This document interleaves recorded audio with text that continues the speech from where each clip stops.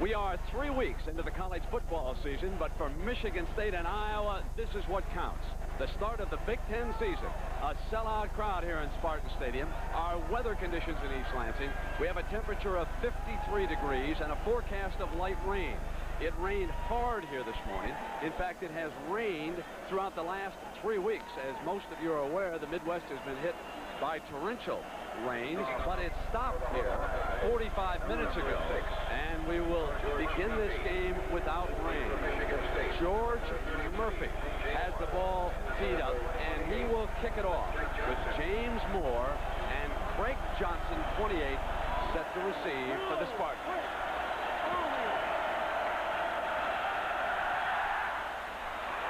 A ground ball over Altobelli. Johnson hammered down at the 25-yard line. Well, let's take a look at this offense that'll be coming up now, led by Dave Urema, perhaps an underrated quarterback, Coach. And split end, Andre Rison, great hands and outstanding speed. Mark Ingram, we watched him burn the Irish a couple weeks ago. And tight end, Mike Sargent, strongest man on the team. Joe Pugh replaces the injured Bobby Morris at fullback. And Lorenzo White could help his cause for the Heisman with a big game today. Pugh is set in front. The tight end in motion. Urema throws on first down. And it is complete to Pugh coming out of the backfield. He gets to the 28-yard line with linebacker George Davis bringing him down. Number 38, Joseph Pugh, tackled by 37. The offensive line era. Tony Mandarich last year was named the Football News Freshman All-American. Now next to him is Doug Rogers, 6'3", 260 from Ohio. And center, Pat Shermer, best defensive lineman on the team. Offensive lineman. Vince Tatum moves to the starting lineup. At the 28. And David Uhl is the other tackle on the right side. This is second down for the Spartans. Urema to put it up twice in a row, complete. Wide open. On the near side was Mark Ingram. Shades of the Notre Dame game, Brent. Same thing. Ingram goes right straight down the field, runs an out pattern. You'll see it from the end zone here. Fake run action to Lorenzo White.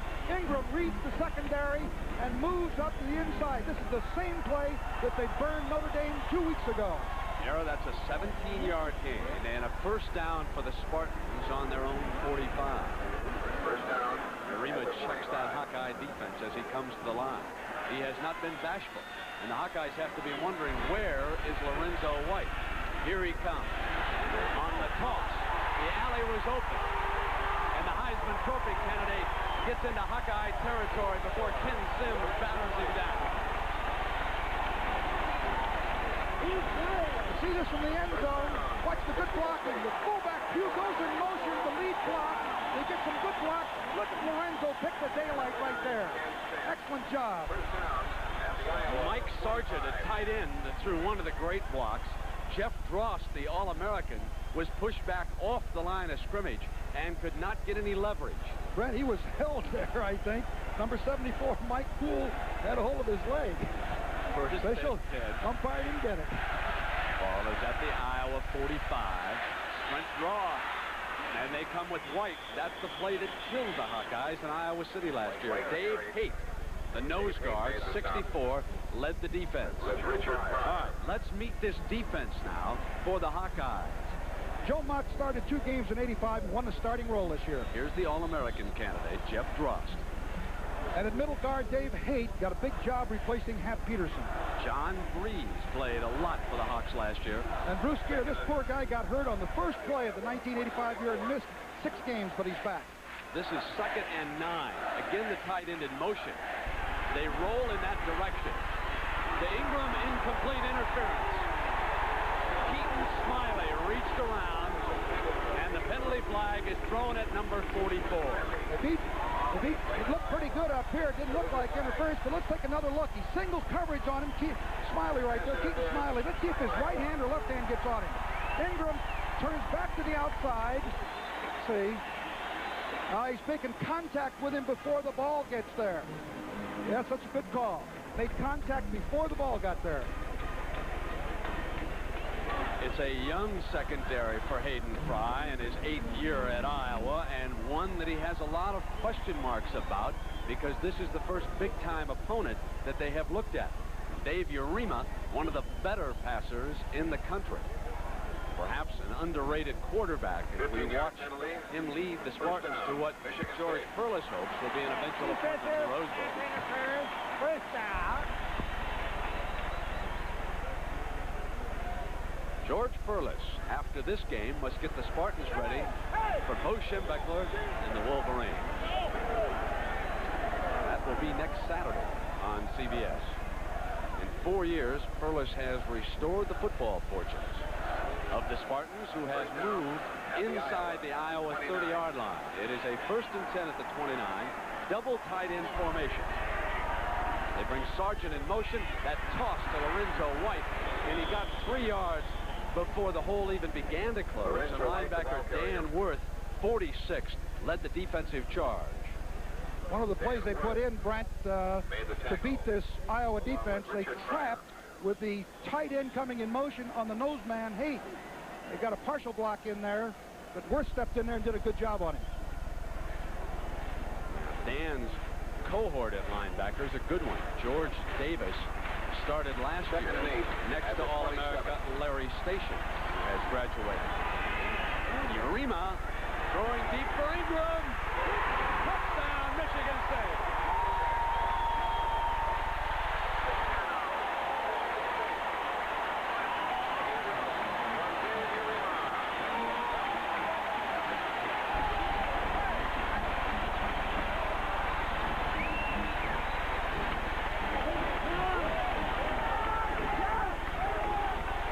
A 27-yard touchdown pass from Urema to Ingram. It was a beautiful route, Brent. They took advantage of the out pattern that had been covered so well by Smiley, even though that they had interference called. And he split the seam by turning upfield and faking the out pattern. Caudell to attempt the extra point.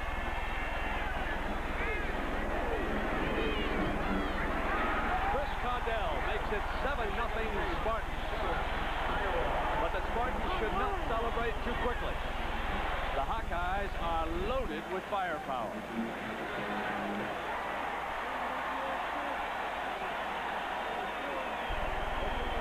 Here's a look at it from the end zone. You see the fake to Lorenzo, not a great one, but there's the throw, a perfect throw by Urema, and there is Ingram that has split the seam.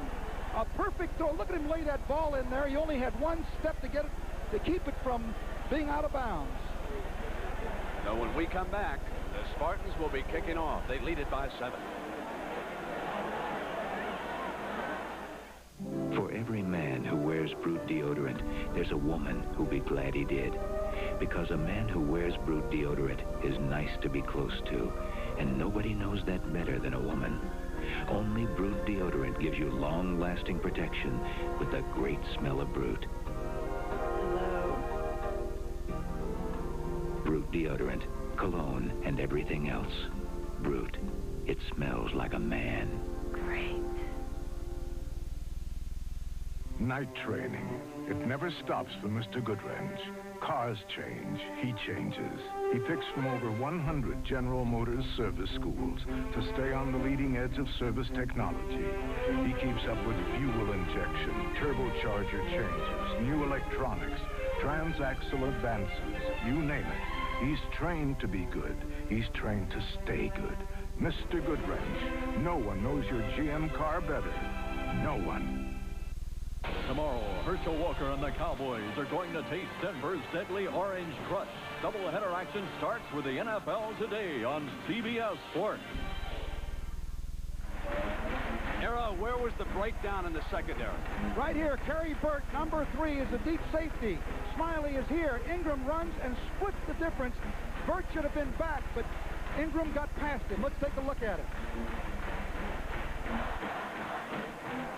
Kerry Burt, right as Ingram turns upfield, makes that fatal step towards Ingram. By now, Ingram, who's a 4-5 man, runs by him. The ball is dropped in beautifully by Urema, and it is a perfect touchdown pass. The Spartans score on their first possession, and Ingram's second touchdown pass thrown by Urema 2 weeks ago Urema hit Notre Dame with a 40-yarder to Ingram. Here he comes back with a 27-yard scoring strike as the Spartans open the Big Ten season with a touchdown Number 2, against the Robert Hawkeyes. Smith, and number 3, Kerry Burt. Montgomery tees the ball up. Kicking off for Michigan And State. deep, it'll be Kerry Burt, who was burned, and 23, Robert Smith. Rick Montgomery.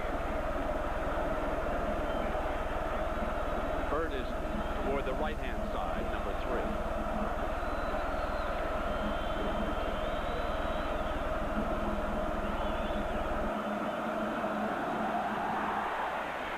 Low-line drive. Burt picks it. Has trouble getting a handle. Spins and is hammered down near the 5-yard line by Maurice Chamberlain.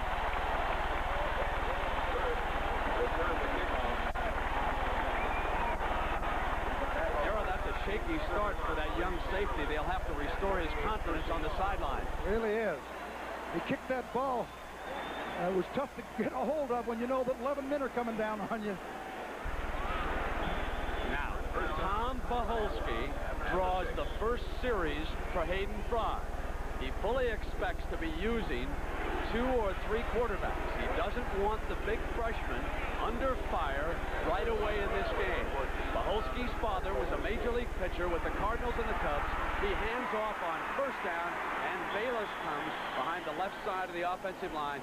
Dean Aldebelli takes him down.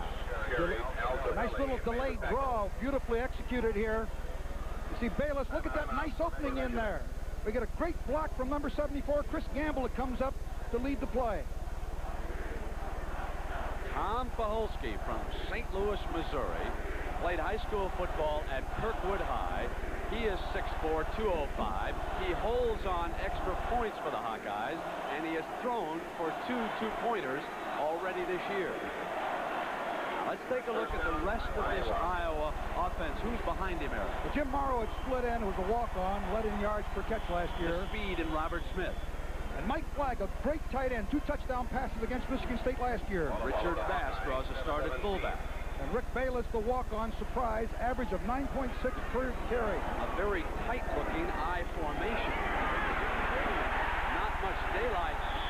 That formation looked too tight up behind the quarterback in the offensive line that time. It looked to me like Bayless and Bass were jammed up there behind Paholski. Perhaps I'm so accustomed to seeing White stand so deep. Did you see that? You're absolutely right, Brent. I don't know why, whether they were trying to sneak through there very quickly, but they were abnormally close for the I formation, both the fullback and the I back. Watch them as they come up this time. Now it's a split back, and look how tight they are. 2nd and 9. He'll try to get Bayless outside.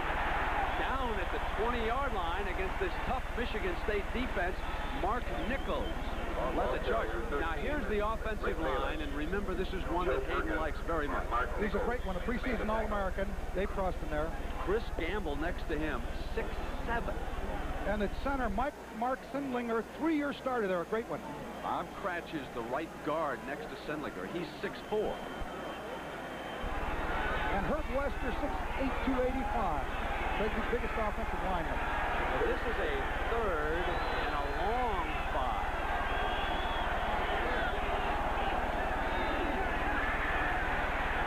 To Flagg, who may be short, and it will depend on where they spot it. Kurt Larson, number 3, hit Flagg. I think he spotted it, so they're going to get it. First down. It is going to be close, just as you said, Brett. Yeah, they got it. They said that his forward motion was stopped after he had passed the first down marker. You know, what you do is a lot of stunning in here by the Michigan State team, and it may be the reason that of course, here's the pass completion to Flagg, who is really a great athlete, number 86. But they may be cheating those backs up to try to neutralize the stunts and games that Michigan State does. Their tricks with their guards and tackles and outside backers. Paholski's rolling toward Robert Smith's side, throws underneath, complete. Paholski's pass, complete. Bayless coming out of the backfield. Tackled by John Miller. John Miller, number 44. This was last night, and that's a shocker. That's a surprise, isn't it? At BYU. Air Force with a new quarterback running its wishbone. Wins And on Thursday night, Tulsa was a 10-point winner. Penn State easily. I'm surprised. I thought Rutgers might play them close.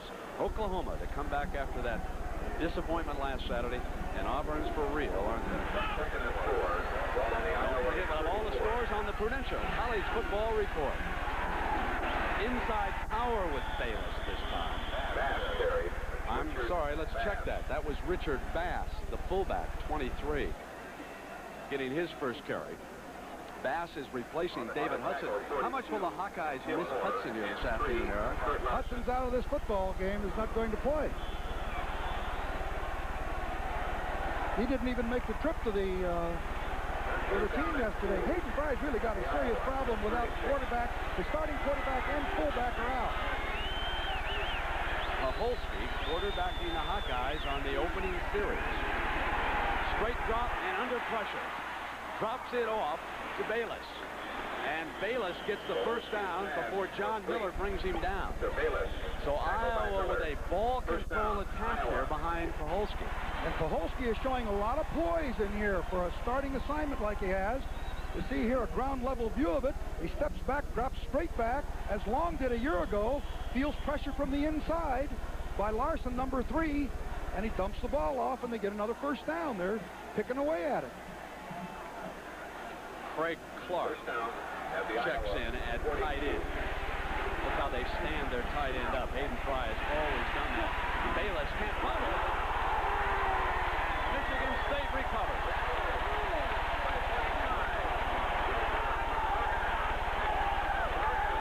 Joe Bergen recovers the fumble for George Perlis. Iowa was moving the ball fairly effectively, kicking out first downs. But that fumble is going to put a lot of pressure on this Iowa team. Here's another look at it. He shakes right there. It's Larson, number 3, that shakes that ball loose. And Joe Bergen was right there to recover the fumble and give the Spartans a scoring opportunity at the Iowa 41-yard line. Hayden Fry conferring with Paholski on the sideline. Hayden told us he fully expects to use 3 quarterbacks here this afternoon with Vlasic injured. Chuck Hartley could see some action. And the young man everyone is waiting to see, Dan McGuire, the freshman. Spartan football season by ordering your 86 video yearbook. Hayden Fry scheduled 3 non-conference opponents whom he felt would not be that difficult because he told us a year ago, I'd like to be healthy for the Big Ten season. It is ironic that the Hawkeyes suffered several key injuries in last Saturday's rout. They scored every time they touched the ball in the first half. They have moved up in class, and it shows already. First and 10 at the Hawkeye 41 for Urema. Ingram in motion. The toss to White. He's cut off at the 40-yard line by Joe Mott. Joe Mott did a good job of going right down the line, warding off the block. You got a guy like Lorenzo White one-on-one. You don't want that very often, but Mott did an excellent job. It is 7-0. The Hawkeyes trail. Conferring with the defensive assistant on the far side. Ball at the Iowa 40, 2nd and 9. And Michigan State ripping off large chunks of yardage this Saturday. Urema going long for Rison. It's intercepted. It was Smiley. And Smiley gets to the 24. Mark Ingram tackles him. Urema made a mistake. He threw that one up for grabs. He really did. He was getting a lot of pressure, though, Brent. He had 2 Iowa rushers coming on him. Let's watch it from the end zone to see what kind of pressure he gets. He decides to go ahead and unload it. Haight right now at number 64, and I can't see quite the other number. But he underthrows the ball. Great job by Smiley, who gets the interception. This is a big, big play for Iowa to take them out of trouble here after that turnover by Bayless. And, of course, Smiley is a real flyer. He can run about 4.45 in the 40. The Iowa's ball for the second time when you come back. Michigan State. And unfortunately, that's the weather picture for tonight. Roger is a weatherman. He knows the difference between little storms and big storms. And recently, when he saw a big one coming, the first place he went was his Honda generator dealer. Hey, you're the weatherman. I need a real good generator. And by the time the storm hit, Roger was prepared. The Honda generator, because you never know what the weather will bring. They say there is no way to wrap chicken so it won't leak. Can't be done. Too complicated. That's the way it goes. But Goodyear said, clean up your act. And found a way to print an adhesive in just the right spot on the plastic wrap to seal it properly and easily and leak-proof it completely. See what you can do when you don't give a rap about what they say? Goodyear. If you want to risk driving on your old antifreeze another year, you ought to know what you might be getting yourself into. Driving just 10,000 miles on weak, neglected antifreeze can cause freeze-up and make a radiator look this bad, while a Prestone radiator looks this good. So for maximum protection, don't push your luck. Change it once a year, every year, with fresh Prestone. And don't you be left out in the cold. Arrow, one worked for a touchdown and one didn't. What's the difference? Well, Urema got an awful lot of pressure and underthrew the ball. You see right here, the guy that actually intercepts the ball is beaten by Ingram on the inside. If Urema gets him the ball, they're going to get another score, but it's underthrown. And Risen comes back, but Smiley steps in and intercepts it. But the pressure that Urema got, I think, was the reason the ball was thrown the way it was. Number 18, Crow, was the safety on double coverage rather than Burt. Paholski on the toss to Bayless, and Bayless trying to get outside.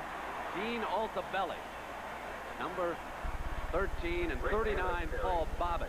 So let's take a look at this defense. Now here's the young man who already has recovered a fumble for Michigan State, Joe Bergen. Mark Nichols led the assault on the twist and helped knock the ball free in there. Next to him is David Wolf. He's been a steady performer. And the other man on the defensive line is who, Ara? John Buddy comes from a great football family. Gain of 3. 2nd and 7. Number 27.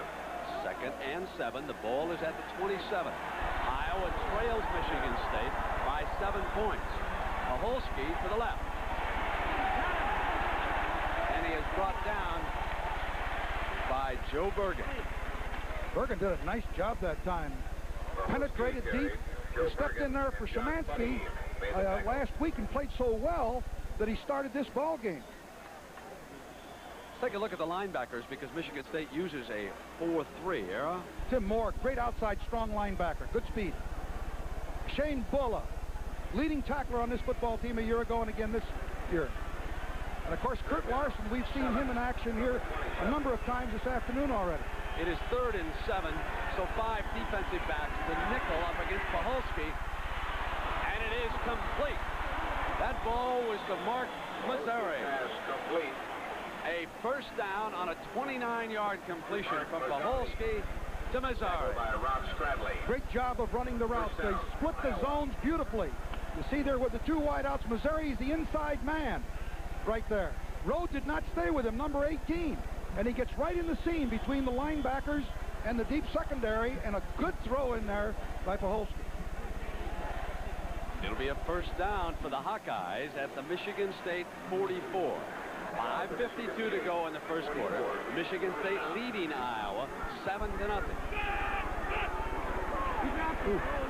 Looked like Paholski was going to pitch, and then he comes back and drops it off the Bass. Joe Bergen, who's been very active, came back to make the tackle, but there is a penalty marker down. Late hit, came in there and speared him after the ball was down. It's going to be a personal foul against Spartans. And a costly one here, too. Really is. It stopped the play well. It was unnecessary. That's the kind of thing that drives George Perlis crazy. Well, let's see if this isn't number 83, Nichols, who comes in here a little bit late. You bet it is. No doubt about that. That is a foul, and the penalty marked off, and the ball will be put down to the 26-yard line. First down for the Hawkeyes as Clark replaces Flag at tight end, and he delivers the play to Paholski. First down by penalty. Ball at the Michigan State 26. Mazzari and Smith go to the left side. So far, Paholski is 5 of 5. This is Bayless. Kurt Larson making the stop. Bayless carry. Here are that secondary of Michigan State. Kurt Larson. Here is John Miller at one corner. How about the rest of them? They've played exceptionally well together. Dean Altobelli, a very fine student as well as a football player at strong safety. Paul Bobbitt played strong safety last year, now playing the other side. And Todd Crum, who had 2 interceptions against Notre Dame, 1 for a touchdown. 2nd and 7 for the Hawks. This time he hits Bayless out of the backfield for a first down close to the 10-yard line. Todd Crum, number 35, finally brought him down, but the Hawkeyes are on the move. First down, Iowa. There you see the open formation. Bayless is your left halfback right here. Will break right into the flat. He drives off, and it's wide open. There it is right there. They allowed the weak side flat to be open, and Crum came off of it to make the play, but not until they made a first down. First down. And again, this time Bayless slips up, countering back to the right side. Dave Wolf, 56, was there, and that's probably the easiest tackle he'll ever receive credit for. Well, I think the field had a little something to do with that. His feet just came right out from under him. I think he would have probably picked up 3 or 4 yards on it, Brent. There was a pretty good hole there. It's one of the few times I think you'll see the youngsters slip on an artificial surface, because it's even greater traction when it's just barely wet, as it is now. Errol, what's Iowa trying to accomplish with the fake in one direction and coming back like that against the defense? They're trying to hold Shane Bull, the middle linebacker, get him going the wrong direction, because he's always somewhere around the play. There's a draw. And the fullback broke a tackle and got in for the Hawkeyes. Touchdown! What a spectacular run by Richard Bass. Mark Nichols missed the tackle in the backfield, number 83, and then a great run by Bass. 12-yard touchdown burst. And the Hawkeyes jump right back into this one here in the first quarter.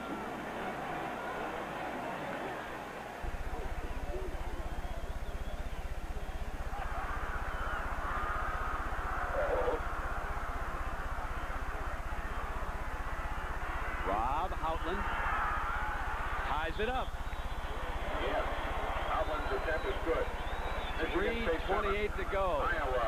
Flex number 70, the right guard, left side of your screen, will pull and lead this play. It's a little misdirection. Number 83, Nichols, has him dead to rights for about a 2 or 3 yard loss. Right there. And Bass makes him miss, turns up the field, another missed tackle. Look at that. What running that is by Bass. The last 6 yards on sheer desire and effort. So far, they don't miss Hudson or Vlasic on that drive.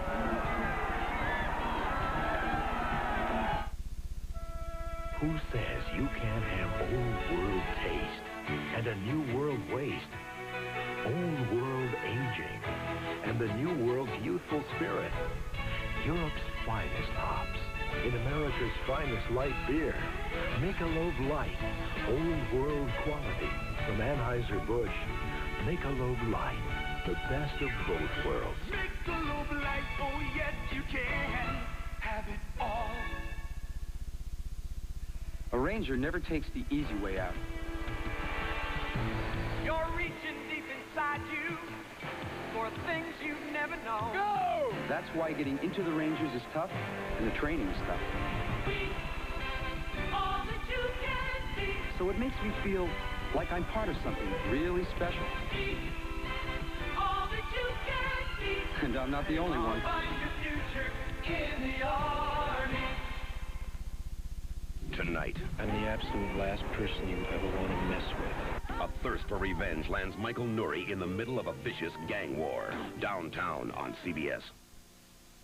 By Houtland. Errol, what about Coach Fry's game plan? He has used an awful lot of tight ends. We have 3 of them on the field right now. Then he pulls his guard to get through the hole, too. What about that? Well, they're doing a good job of putting pressure on the defensive secondary of Michigan State. But yet on this particular play, it is errors on the part of tackling. There's one tackle by Nichols that is missed. Here's another tackle. There's 2 more right there, but let's give credit to Bass for the running. But I'll tell you this, if you're looking at it from the defensive side, if you're coaching the defense, that's lousy tackling. And if you're looking at it from the offensive side, oh, what a great job of running that was from a running back, from a fullback. And Bass celebrates. For the time being, he is number 1 in the hearts and minds of Hawkeye fans who have become some of the most loyal football fans in America as Hayden Fry rebuilds the program. And make no mistake, it is a program now, like Nebraska, Oklahoma, Michigan, Penn State. Well, he's done a great job at Iowa. You go back to 78 and 79 when he first came, and the job that he has done there is really remarkable. Murphy to kick it off again. Keeping it low on the ground. Oh, great kickoff. Fielded by Moore inside the 5. Fumble. Iowa's ball on the fumble. Recovered by Iowa. Look at George Burleson. You know how he feels in this kind of a situation. You've just been scored on. Your opponent has now recovered the ball at the 6-yard line. It was a perfect squib-type kick, tough to handle. First down, Iowa. Let's take a look at that kick. It is Murphy for the 2nd time keeping it low. There it is, just kind of bobbling around. Now it goes down to the inside. Let's see, Altobelli 13. No, he doesn't get it. Let's see what happens here on this fumble. Is it? Oh, look at that contact in there. Number 22, I think it is, that does the job there. It's Sistrunk? Yes, indeed. That's Otis Sistrunk's nephew who tore him loose from the ball. Paholski to throw on first down. Touchdown. Tight end Mike Flagg, a 6-yard reception for the score. The kicking game, so critical. A week ago in the Orange Bowl here on CBS, we watched the Sooners of Oklahoma have difficulty returning kickoffs from the end zone against Miami. And now this afternoon, on a low squib-type kick by Murphy, Michigan State fouls it up, and the resulting fumble sets up the go-ahead touchdown, and Houtland to attempt his 2nd extra point in a matter of seconds. It is 14-7. Michigan State 7. Well, I'll tell you, Mike Flagg, the tight end, is a real load to bring down. 6'6" and 240. Good run action to the inside. Flagg, number 86, right there. Breaks to the outside. Watch him hold with the fake. Double fake in there. One to the fullback, one to the tailback. Waits, plenty of protection. There's Mike Flagg at 6'6". That's his 3rd touchdown in 2 years against Michigan State. So Keaton Smiley has intercepted a pass and recovered a fumble, and the Hawkeyes take advantage of both opportunities, scoring twice to lead Michigan State 14-7. We'll be right back. Are sold out. This is a nice opportunity to see. There. You want to try something tough? Try taking this check to a widow with young kids. I've had to do it twice. You can imagine how I would have felt had I not kept in touch over the years and made sure that that check did what I told them it would. I wouldn't be able to face them. That's why I like being a State Farm agent. When we write life insurance, we work together with people and do it right. And like a good neighbor. And staying in touch keeps it right. State Farm is there. Dawn at the track, where speed and heat work relentlessly to break down motor oil. This is where we put Quaker State motor oil to the ultimate test. This is our laboratory, where we make sure Quaker State measures up to our standards and yours. Because people who care about their cars don't cut corners on quality. Quaker State, the big Q stands for quality. On the NFL Today, the expectations were great, and now he's fulfilling them. John Elway, a quarterback, throws in Denver tomorrow on CBS Sports. Well, here's the fumble that set up the key touchdown, and it was Dwight Sistrunk who got in there and got a hand on it and ripped the ball loose. Remember Big Otis when he played with the Raiders? And now watch number 44, Keaton Smiley, a sophomore from Duncanville, Texas. Recovered the fumble that led to this touchdown. One of the 3 tight ends. Flag gets free, and Paholski drills him for the score. Paholski is perfect. 7 of 7 for 67 yards, and that 1 touchdown as the Hawkeyes score 14 points in 9 seconds. Now here comes Murphy to kick it off again, and he's been a star so far. He's a sophomore from New Milford, Connecticut. And they have changed return men. Ingram has replaced Miller. And again, Altabelli fields this one.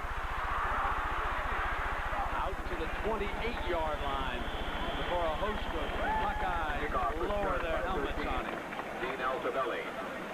Well, tomorrow at 12:30 Eastern Time, the NFL Today, Doug Flutie. Last week, Will McDonough broke the story that he would probably go to the Green Bay Packers. We'll update him. Will he wind up with the Packers? 12:30, we'll have that answer. Then the education of John Elway. Boy, the Denver Broncos look tough. Dick Vermeil will drop by and take a look at some of the insides around the National Football League at 12:30 Eastern prior to our game. Bears in Minnesota, the big one.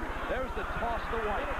Trying to stretch the defense, turn upfield, and he is tackled on that far side. George Davis was over there. Davis did a super job of blowing with that play and keeping on his feet. Number 37 there. We watch it from the end zone here. Sargent leads at number 49, tries to throw a block. There's 37, just shadowing right across with Lorenzo. It comes right across and makes the play. Super job by Davis. Iowa leads the nation in that rushing defense. They've given up 15 yards a game. Folks, Lorenzo White has 18 of those yards today. 5 carries. Yarima straight back. Wide open was Rising. First down near midfield. Nice throwback pattern by Yarima. He faked to the field. And Iowa will roll to the strong side of the field defensively, and it will allow no underneath coverage here. You'll see there's no one between the receiver. He makes a nice catch going down for it right there. Nice job by Yarima. A 15-yard gain. Yarima to Rising. Ball is at the 47. Up in the eye.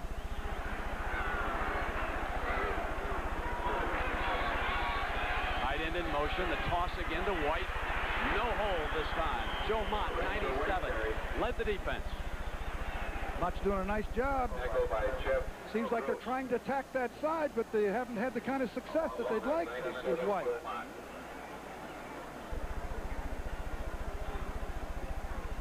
Let's see what kind of job. There's Mott, penetrates deep right there. Wards off a block. I think it was Sargent. Does a nice job and gets help from Drost, number 76.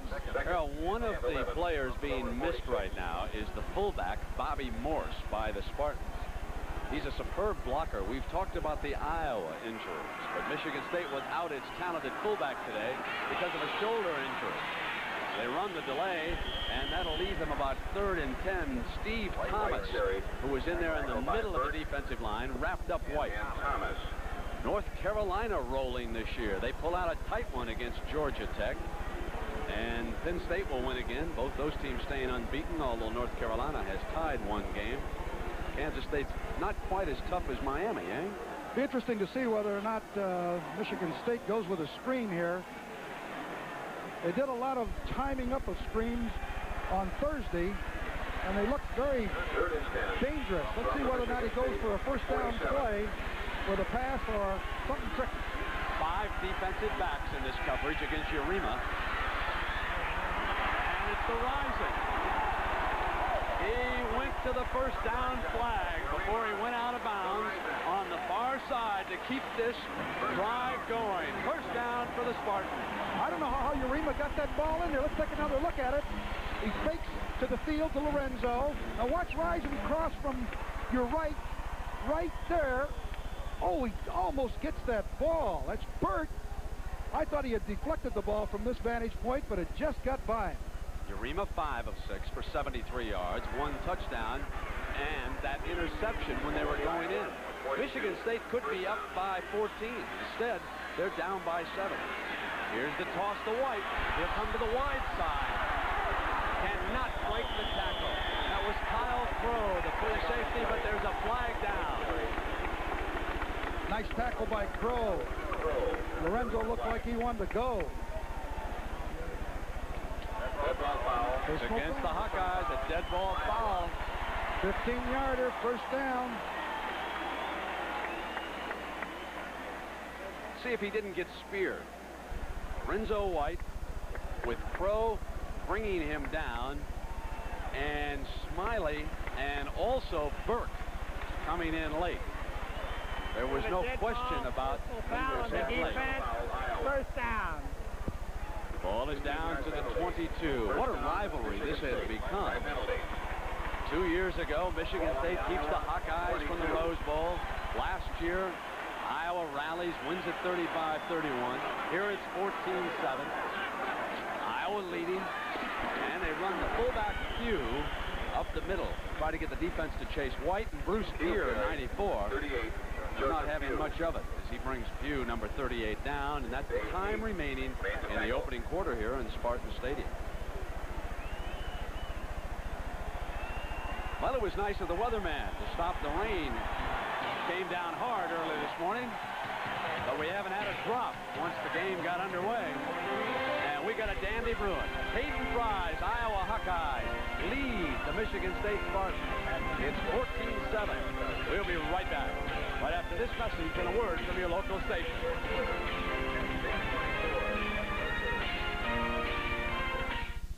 There are lots of furnaces you can choose for your home. But for the most efficient energy, forget all but the gas furnaces. And to cut energy costs further, consider only the high-efficiency gas furnaces. Of those, only one has advanced pulse technology, the Lennox Pulse Furnace. It will make your heating more efficient. Take it from Dave Lennox. You can save a lot of gas with a Pulse. Attaboy, Dave! Gas, America's best energy value. We're here live with Arby's World Series winners game. How about a prediction on the outcome? Phil? Well, Bert, that's easy. With $15 million in prizes, everybody's a winner here at Arby's. They're winning Arby's food, thousands in cash, Chevy Novas, even a Corvette convertible. Come to Arby's today for your World Series winners game card and win food, cash, and cars. I won! Phil? I won! Oh, Phil? Phil? Arby's World Series winners game. Everyone's a winner. This is CBS. This superstar was born at Mercy Hospital in Cedar Rapids. So was this one, and this one. And so are many, many more. Mothers like the high nursing standards in the Mercy birthplace, and they like those private rooms at semi-private rates. But most of all, they like the caring, supportive atmosphere. The fact that Mercy is a restful, reassuring place to bring new life into the world. Give us a call, why don't you? We'd love to show you around. EconoFoods has a brand new store in Iowa City. Tell shoppers there what they can expect to find. We love their meats. They're excellent, and the produce is always so fresh. I like to shop here because you can save money, and I think everybody in Iowa City should go out and shop, too, so they can save some money. Then they can go to the football game. You don't have to pay those large prices that you pay at the other stores. I won't name them. We're very excited to have them in Iowa City.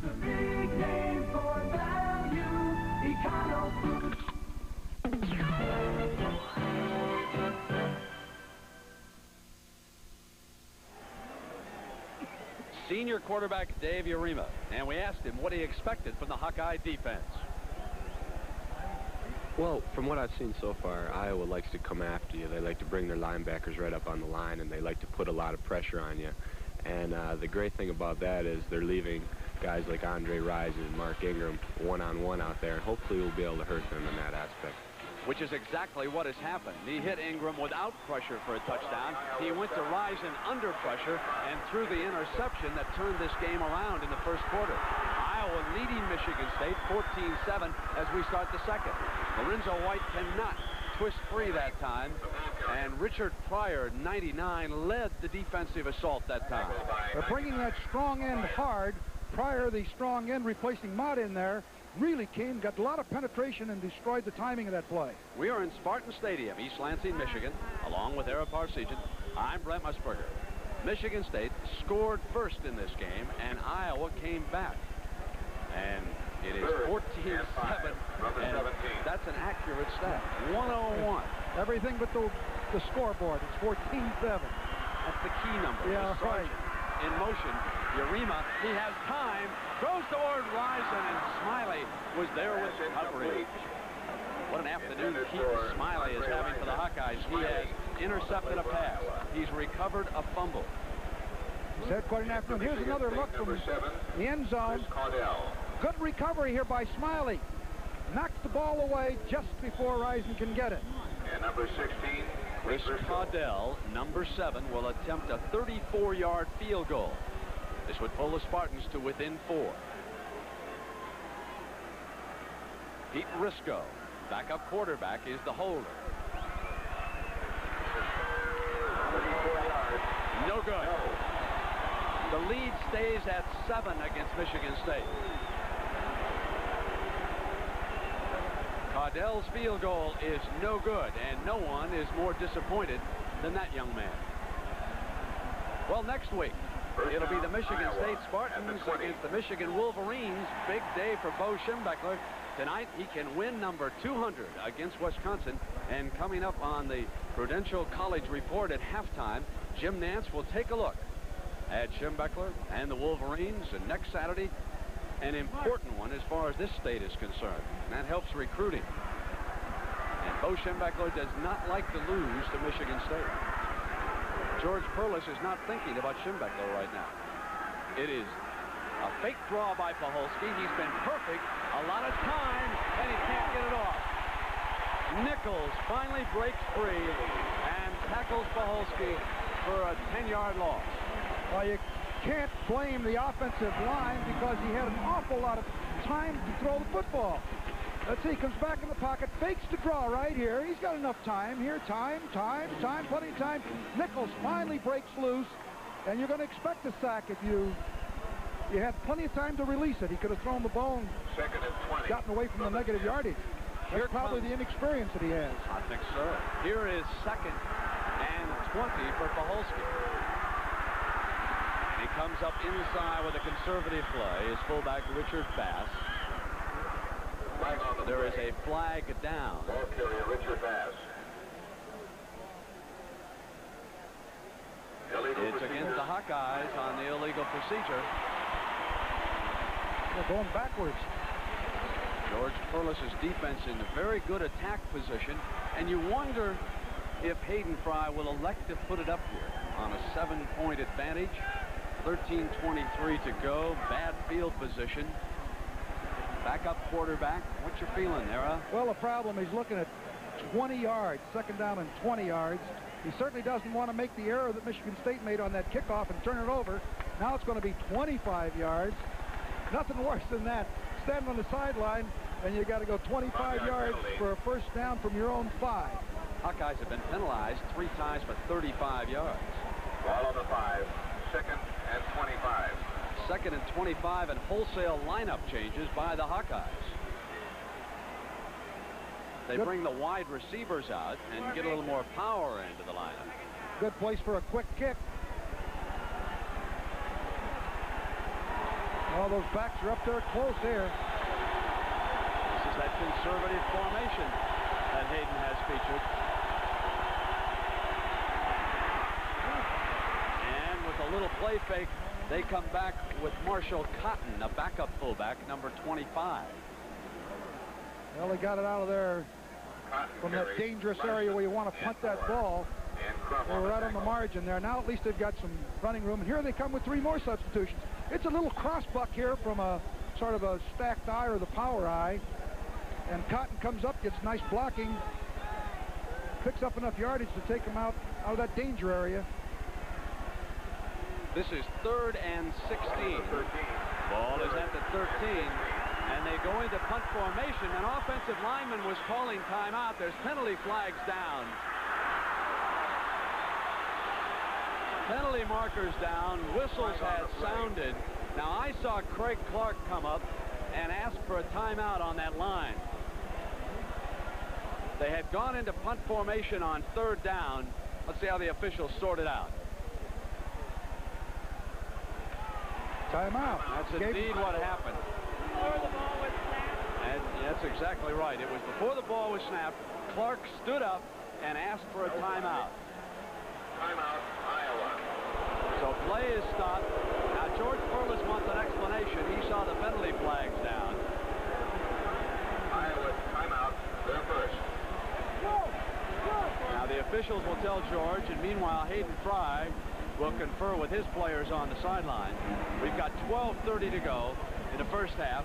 We're going to take a break and come right back. Iowa leads it by 7. When we want to work up a sweat, nothing works like this full-size Chevy pickup. Got the muscle of a fuel-injected 350 V8. And it's available on every full-size Chevy. It's got the strength of girder main front suspension. Where? Oh, there. Plus, double-wall construction. So, when you need a tough-working partner, nothing works like a Chevy truck.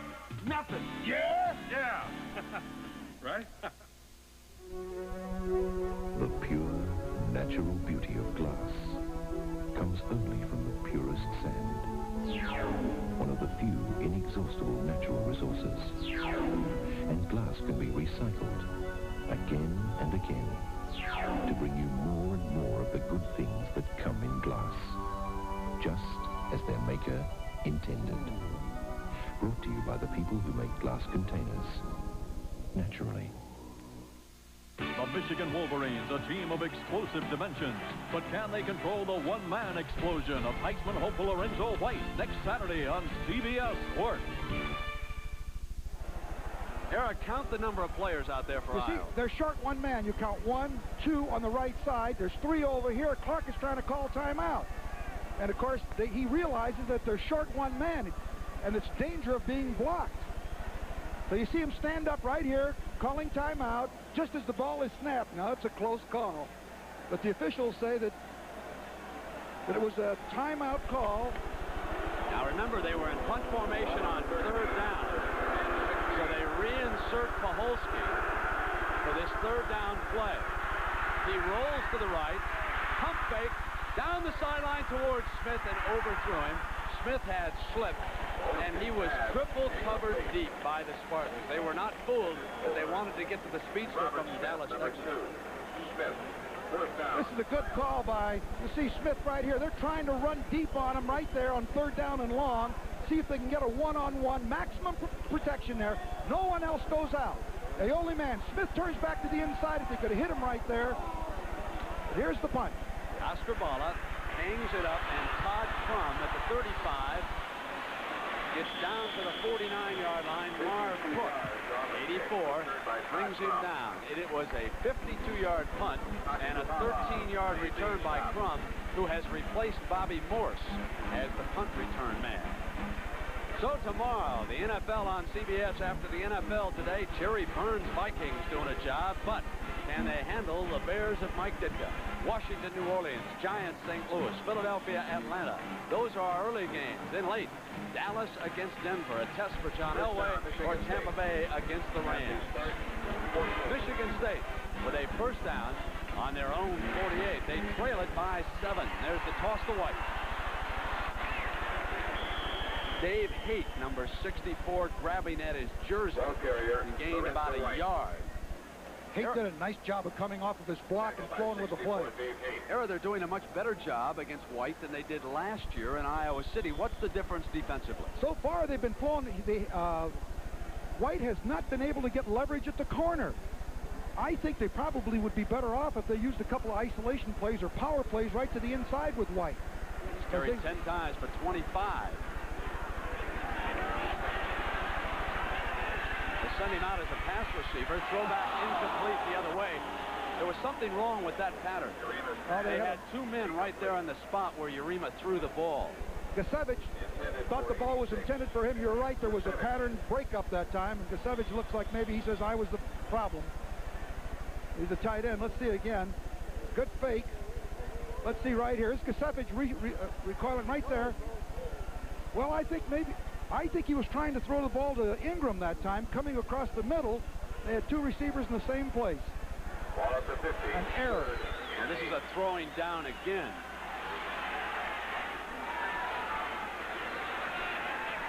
Coming to the right, under pressure. Throws it for Ingram, who cannot get the handle. Incomplete. That would have been short of a first down anyway. Incomplete. The Spartans will punt it away, and the Hawkeyes get another shot here at the 11:28 mark of the first half. Good defensive series for the Hawkeyes. Drost came across, put a lot of pressure on. That is Peter Marciano, the nephew of the great and former heavyweight champion of the world, Rocky Marciano. He played high school football back there in Brockton, Massachusetts, where he was a spectacular high school wide receiver. Great speed. Now we'll see him for the first time. Montgomery, the punter for the Spartans. Whoa, did he boom this one high? Marciano says, no, you won't see me, Brent. Whoa, down inside the 5. Down inside. Great punt by Montgomery, 46 yards and no return. Again, the Hawkeyes get bad field position. We'll be right back. Down by 61. Mr. Goodwrench knows your car's engine is an inferno of heat and friction. 100, 200 piston strokes of engine wear per second. It needs the life-saving fluid that protects it right. GM Goodwrench Motor Oil. Takes the friction, takes the heat. It's everything General Motors asks for in a fine motor oil. Get it from Mr. Goodwrench. No one knows your GM car better. No one. I tell you, I fly a lot. That's why I look for those mileage clubs. But it don't always pay off. Oh, there was one airline, I told the guy, I got a lot of miles, what can you give me? He offered me a lube job. I told him forget about it. What I'd like is a free trip to another airline. So now I fly Western. I tell you, I went from no class to first class. No one rewards you like Western Airlines. It's the only way to fly. Finding a phone in a car isn't that unusual anymore, except when it leaves the car, for greener pastures, the high seas, or a leisurely lunch. Radio Shack keeps you in constant communication with their affordable, transportable cellular telephone. Hello? Oh, yes, he's right here. It's for you. Yes, I heard about the merger. Buy 100 shares. The affordable, transportable cellular telephone, only at Radio Shack. Mark Vlasic with the headset, the leading passer in the country, out with an injured shoulder. His backup itching to get a chance, the freshman, Dan McGuire. But McGuire won't see any action as long as Tom Paholski keeps it up. Paholski is 7 of 8 for 67 yards and 1 touchdown. He's having a great afternoon. You know, that's a lot of pressure on the Iowa team. You lose your quarterback, starting quarterback, lose your starting fullback, but both of the substitutes are performing well. Trying to be heard. Trying to audible off. The Spartans say there was movement by the offensive line, and they jump across. Well, let's see what the officials call here. Well, you're right. Goes against the Hawkeyes. Now, Hayden Fry's team was troubled a lot in Columbus, Ohio, by its inability to be heard. That was the now departed Chuck Long. And they are in the closed in here. Paholski could not be heard. Yep, the left guard, Chris Gamble, number 74, moved. See, Nichols picks it up immediately. There's that power I formation that they use, and they run the fullback out of it. Good penetration by the Spartans that time. Of course, you could see that Hayden Fry sent that play in, wanted a conservative play to try to get him away from that goal line, avoid a safety. Watch the penetration, and then the swarming. Right there, I think it was number... And Nichols. Couldn't quite see who that was that got all the penetration. Bayless was the ball carrier, the tailback. I think I said fullback. It was the tailback. You can see Bass leads him, and Cotton is also in there. Now this time, They cross Buck into the middle, and the Hawkeyes having a lot of difficulty moving the ball from this field position down here. Goodman carried. Well, Hayden is a crafty old guy. He knows he's been around a long time. He knows that any kind of error on the part of his ball club down here is going to surrender the ball to the Spartans in terrible field position, and field position is very, very important. Did you say Wiley Old Fox? Did he let on all week that Tom Paholski was going to be his starting quarterback? Did he deceive anybody? Not a try. Never happened. 3rd down and 6. Here's Paholski. And he was hit first by Larson. Number 3 hammered him.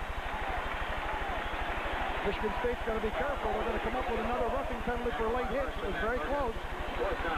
Taking another look here. It's faked to the inside the pass. Paholski keeps it. And there's Larson, number 3. Now, Spartans should get field position.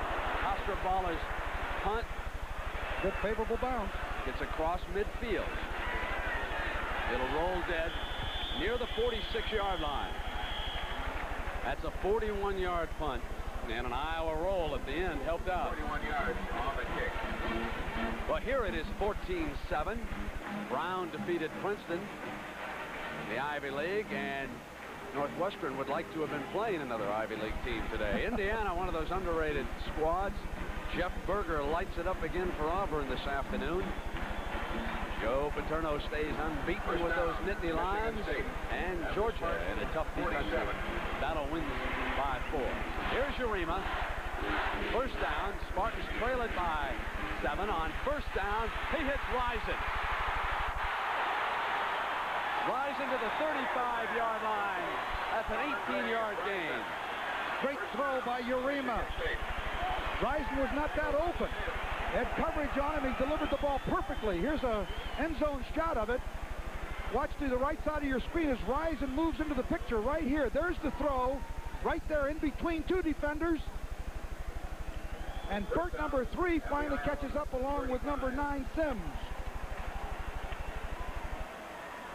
Shevitz, the tight end. He's in motion. Again on 1st down. Perlis to throw it. Urema toward Risen. Knocked away. Ken Sims, and there's a penalty marker down on the play.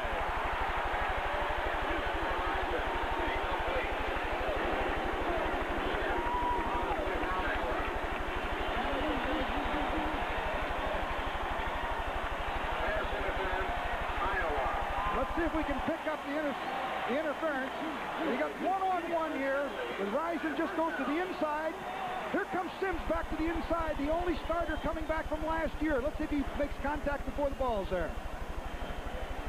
His right hand, you can't see. Boy, that's awful close. Let's take a look from a different angle, Era, and see if another angle gives us a little more revealing shot. 15-yard penalty. Well, he reaches with his right hand and grabs Risen's right arm. Yep. I thought it was very, very close. It was very close, but I think his right arm grabs Sims' right arm, grabs Risen's right arm, pulls it down just before the ball got there. That's 52 yards of penalties here against the Hawkeyes. And the ball is down at the 20. Oh, White was pounded that time. Jeff Ross, 76. Showing you why he's an All-America candidate. 6'5" and 286. He veered to the inside, came clean on it, and he really stopped Lorenzo. Heisman what? Says Big Jeff. Chris McHale. Please report. We had him as a defensive player of the year last year in the Michigan State-Iowa game. He's a good. I'm talking about Ross. This is 2nd and 12 for Urema. Risen and Ingram, the dangerous wide receivers. Risen to Urema's right. Ingram up to the left. Coming on the blitz, and the Spartans pick it up. He wants Ingram, who's all alone. Touchdown, Michigan State.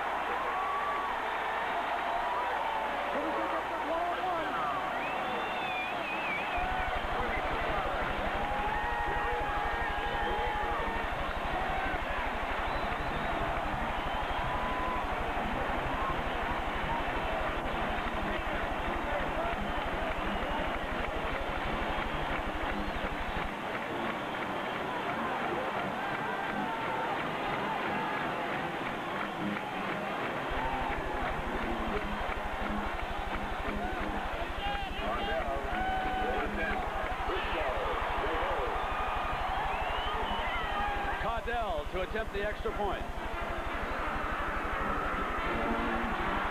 We are deadlocked with 8:05 to go in the first half. Dave Urima's second touchdown pass to flanker Mark Ingram era. And they had a blitz on the Hawkeyes did. Urima picked it up. He got one-on-one with Ingram. You see him run right by Smiley, number 44, wide open, gets the feet in, and the officials right there, touchdown. I think he got 1 foot in. Not sure about the second one. Might have been an incompletion in the NFL, but definitely not here. We'll be right back. Do you have anything in aviation? The Army's most technical training Are there any openings in communications? is also the Army's most popular training. I'd really like computers. So it pays to have a reservation. Electronics. If you qualify, you can get a guaranteed reservation for the training you want up to 12 months in advance, even if you're still in high school. We'll see you after graduation. Congratulations. This is the car, the number 9 Ford Thunderbird, Bill Elliott's race car. This is Bill Elliott's motor oil, Unocal 76. It's won every Grand National race he's won. It's the same oil you can buy for your car at 76 stations. And this is Bill Elliott. Ready, boys? Go with the spirit. Try Bill's motor oil. Spirit of 76. Tomorrow, Herschel Walker and the Cowboys are going to taste Denver's deadly Orange Crush. Doubleheader action starts with the NFL today on CBS Sports. Well, Iowa tried to bring some heat. Right, they brought Burke from here. They brought Davis, the linebacker, from there. These other men all came in a blitz. You got single coverage out here with Ingram on Smiley, and you'll see what happens. Ingram is too tough to cover one-on-one. Smiley tries. Ingram makes a move to the inside. Runs by him. He has 4.5 speed, and you see now Smiley is a trailer, not a defender. Now watch the senior from Flint, Michigan, as he works the far corner of the end zone. His left foot is down. That's good in college football. That's out in the National Football League. Got to have them both in. Don't forget. We are tied at 14 as Ingram has scored 2 touchdowns. Make sure you pick up a copy during halftime. Looks like we got shades of the same game we had last year where 66 points were scored. They're up to 28 now with 8:05 to go in this quarter. Smith and Burt will be back deep for the Hawkeyes to return this kick by Montgomery. Ingram has caught 3 balls here this afternoon for 66 yards and 2 touchdowns.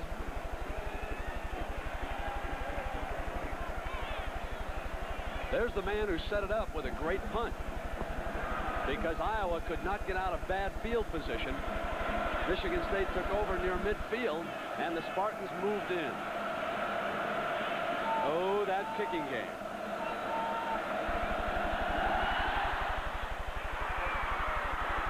This will be Smith. Fumbled into the end zone. He'll down it right there for a touchdown. Now there is an intelligent return man.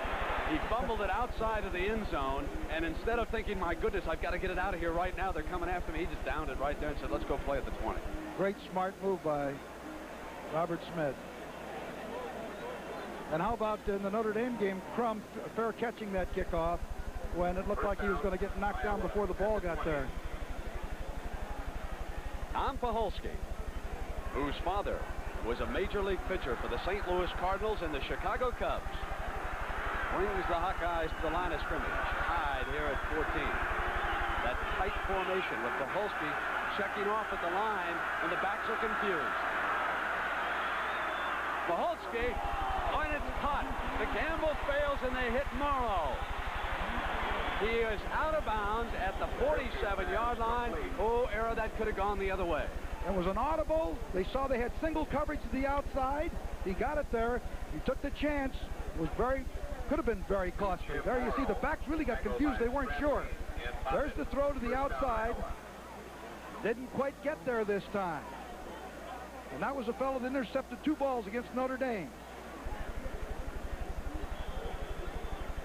So, Jim Morrow, the senior from Des Moines, Iowa, gives the Hawkeyes some breathing room, and he was out at the 35, the officials now say. First and 10. Paholski, right side, incomplete. Wanted Morrow again. He was open. He just overthrew him on the play. Good pass routes run by the Hawkeye receivers. Read the defense perfectly, got into the seam, but Paholski just overthrew him a bit. This will be second and 10. Bass has replaced Hudson here this afternoon. 5', 8" fullback. He'll be in front of Bayless. Sendlinger to snap it to Paholski. And they come with Bayless off the draw. And the Spartans were led defensively by Joe Bergen, number 45, who sealed it up, along with Bayless, Shane Bulla. The ball carrier. 41. Shane Bulla. And 83, Mark Nichols. Made the stop. Bergen recovered a fumble early on in this game. Ball on the Iowa. This will be a 3rd and 7 with the ball at the Iowa 38-yard line. A throwing down for Paholski. Well, he had receivers open on that first down play, Brent. Looks like it might be a blitz.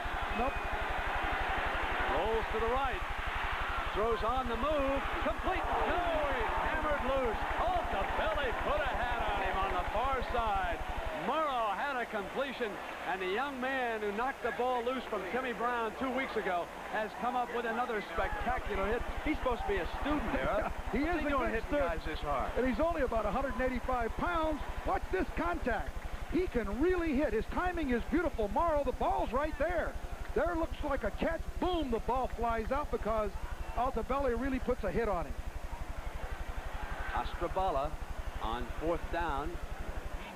And they put Altobelli deep, and he will pick it up and slips free for about 8 more yards. That's a bit of a gamble when a punt return man elects to come back that late. But Dean Altobelli knew what he was doing. A 45-yard punt, and Altobelli gets 9 of it back here for Dave Urema. Pretty smart fellow. He's an academic All-American.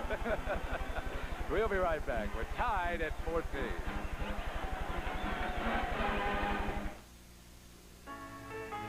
Who says you can't have 100% imported hops and a less filling beer? Old World aging and a less filling beer. Smooth super premium taste and a less filling beer. Michelob Light, the best of both worlds. Michelob Light, oh yes you can. Have it all.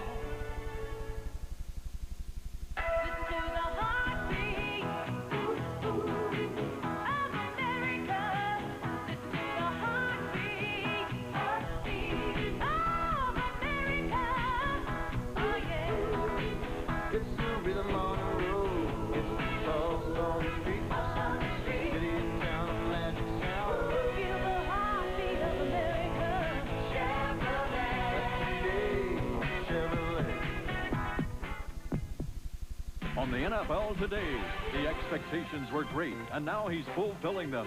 John Elway, a quarterback, throws in Denver tomorrow on CBS Sports. Era, did Morrow have possession on this ball before Altobelli lowered the boom? It's very close, but the official makes a judgment call on it.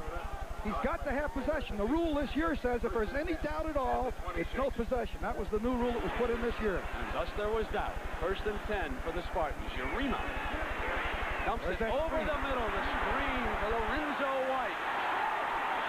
And running room to the 40 with George Davis with a hand on his jersey. 13 yards. Good first down call also. Surprised the Hawkeyes. Looked like that same pass that Urema was throwing, and he dumped the ball off. Era, the Spartan offensive assistants are doing an excellent job. Hayden Fry's defensive coaches are changing defensive ends in passing situations. They want Urema to throw on 1st down so that they've got the run-oriented ends in there and thus reduce the rush. So far it's working. Urema's 8 of 12 for 126 yards and 2 touchdowns. They'll run the fullback this time on 1st down, and Dan Worth, the linebacker, puts a shoulder into it. Breeze, the right tackle, 57, did a nice job defensively. Say one thing about that Hawkeye team, they hit well. They're a good contact football team. Last year's Rose Bowl representatives in the Big Ten trying to get back again. Next 3 weeks, the round robin between Iowa, Michigan State, and Michigan. Alabama jumps out to a touchdown lead. The toss to White. Slants for another first down. Rick Schmidt tackling him. Now they hit the inside seam. They tried to contain Lorenzo, but they pre-called an off-tackle play that time, and Lorenzo found the seam. They've been taking the outside away. Let's look at it from ground view. They seal off the inside. Now he turns inside the end who was trying to contain. Good play. Joe Pugh made a nice block on the lead block. An era they ran against 5 defensive backs that time. They had the nickel in the game for the Hawkeyes. The ball is at midfield here in Spartan Stadium. Sargent in motion. Rima rolls to the right and throws underneath the coverage. Fumble! Iowa. The Hawkeyes recover. Dave Haight, the nose guard, gets back and recovers the fumble. Recovered by 64, Dave Haight. And it was that hitting that you were talking about that set that up. Real good contact. Oh, what? Sargent is wide open on this number 49. We can't quite see him here. Throws the ball to Pugh. Makes a nice catch, but look at this contact. That's White first on him. There comes the ball flying out. There's 49, who was wide open. I thought Urema was going to throw him the ball. Davis and Sims were in there on the hit, allowing Dave Haight, who showed good hustle for a nose guard. Ball is at the 33 for Paholski and the Hawkeyes. He stumbles, and he's hit as he releases incomplete. That was Dave Wolf, 56, who got in defensively for the Spartans. Good job. You know, one of the things that George Perlis was concerned about was the protection of the Iowa offensive line. They didn't think it could get to that passer, but they've done a pretty decent job. Era, how much heat are they getting on the center here with this Michigan State defense? There seems to be an exchange problem in there with Paholski and Sindlinger. I don't know, because they haven't worked together. You see, he doesn't quite get the ball clean. And he gets it right there. You see a lot of stunning in there. And a good job by Wolf. 2nd and 10. They run the delay with Bayless to the 35. This will set up 3rd and long for the Hawkeyes. And you know, the thing that this struck me up here looking down, most of the time this afternoon, in this first half, that the Hawkeyes have thrown the ball, they've had receivers open. They've run good routes. Let's see what Hayden comes up with here. From the Iowa 35. From the 35, the 3rd and 8 call for Hayden Fry.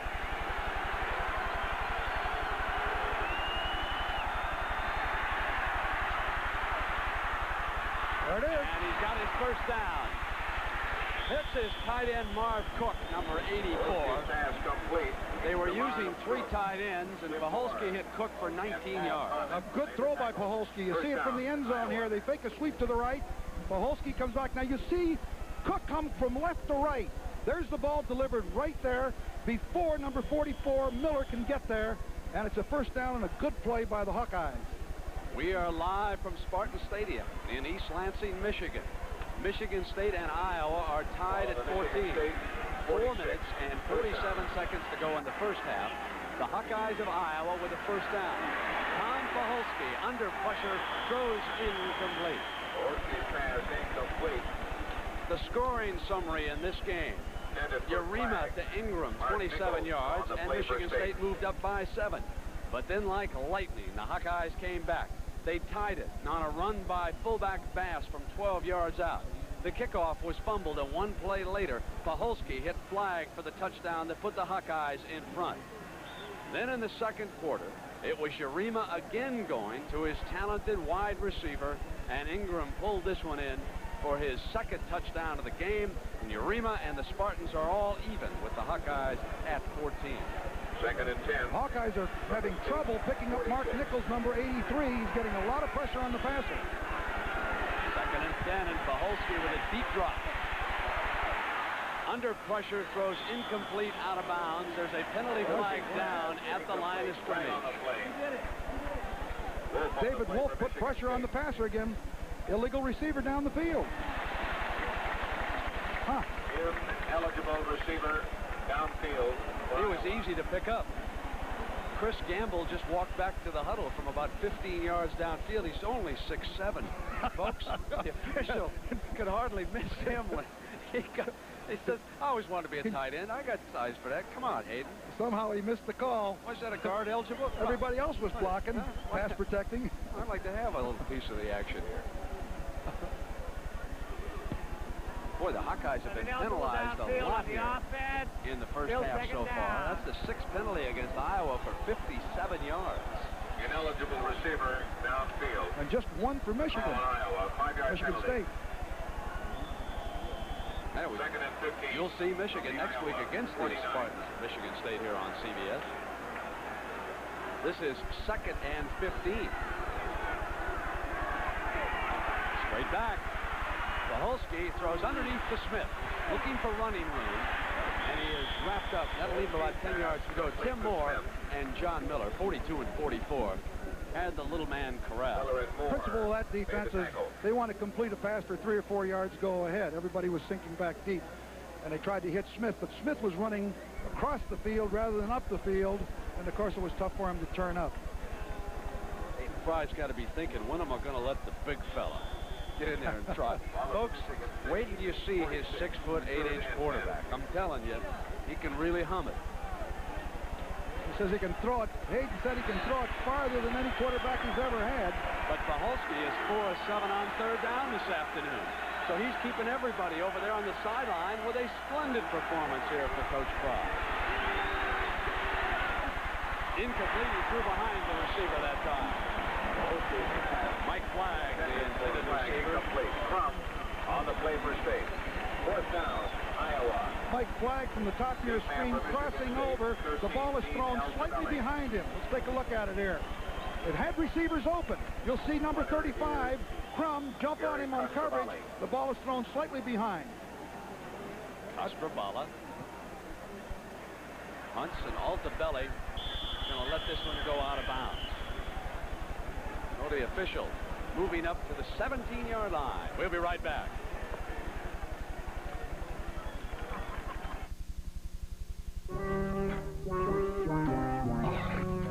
I want my Serta. Here's why people want their Serta. Why they're spoiled for any other mattress. Only Serta goes beyond just being firm. Beyond what others do.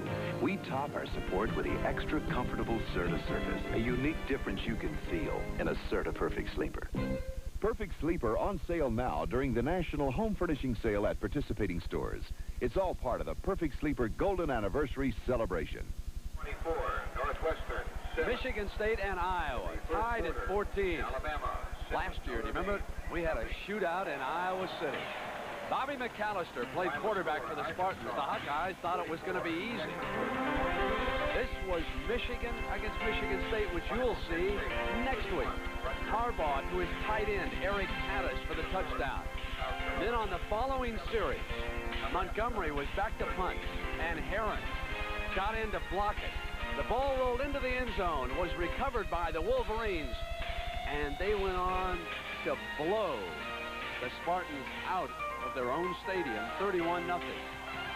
Next week, here on CBS, you will see the Spartans of Michigan State against the Wolverines of Michigan as the round robin continues, because 2 weeks from today, it'll be these Iowa Hawkeyes against the Wolverines in Ann Arbor. And unless Ohio State shows more than they did the first few weeks when we saw them, the Rose Bowl winner is going to come out of the Iowa, Michigan State, Michigan confrontation. Could very well be. A little early to be counting the Buckeyes out. It's 1st and 10 at the 4:13 mark in the first half. Toss to White. Cut back beautifully that time.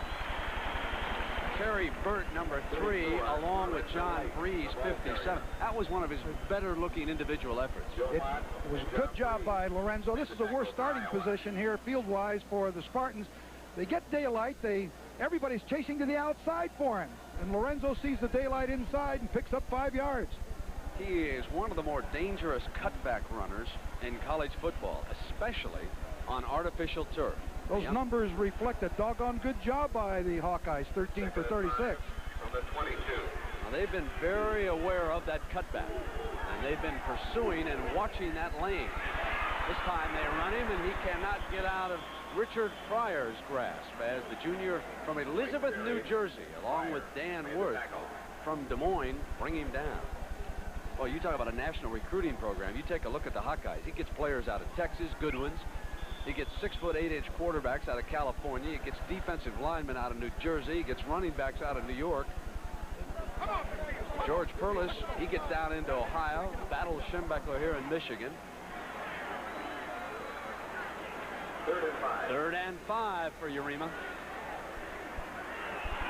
Pulls to the right. To Rison. First down. Sims on the coverage. Beautiful route that was run by Rison and a beautiful throw by Urema.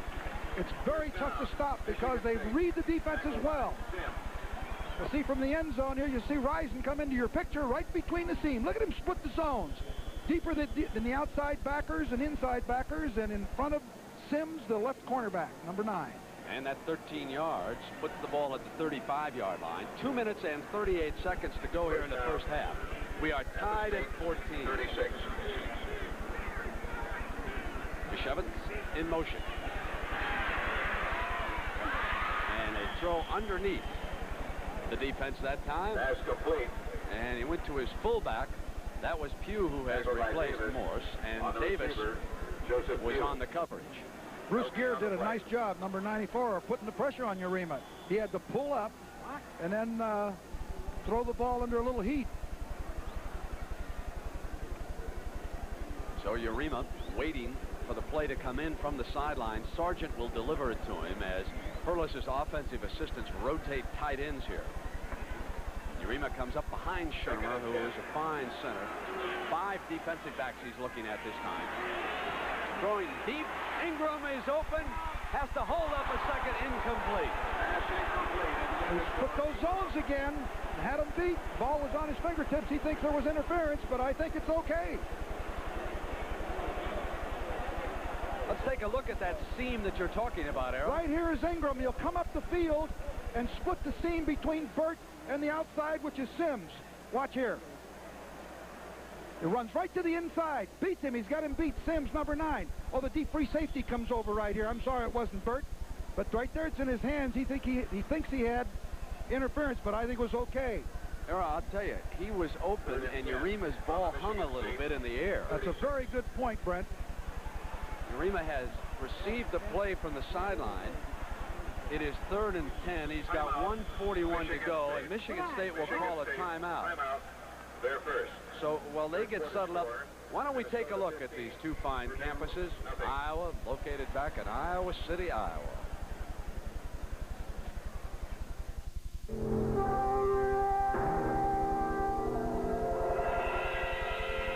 The University of Iowa, inspiring students to explore, to learn, to share.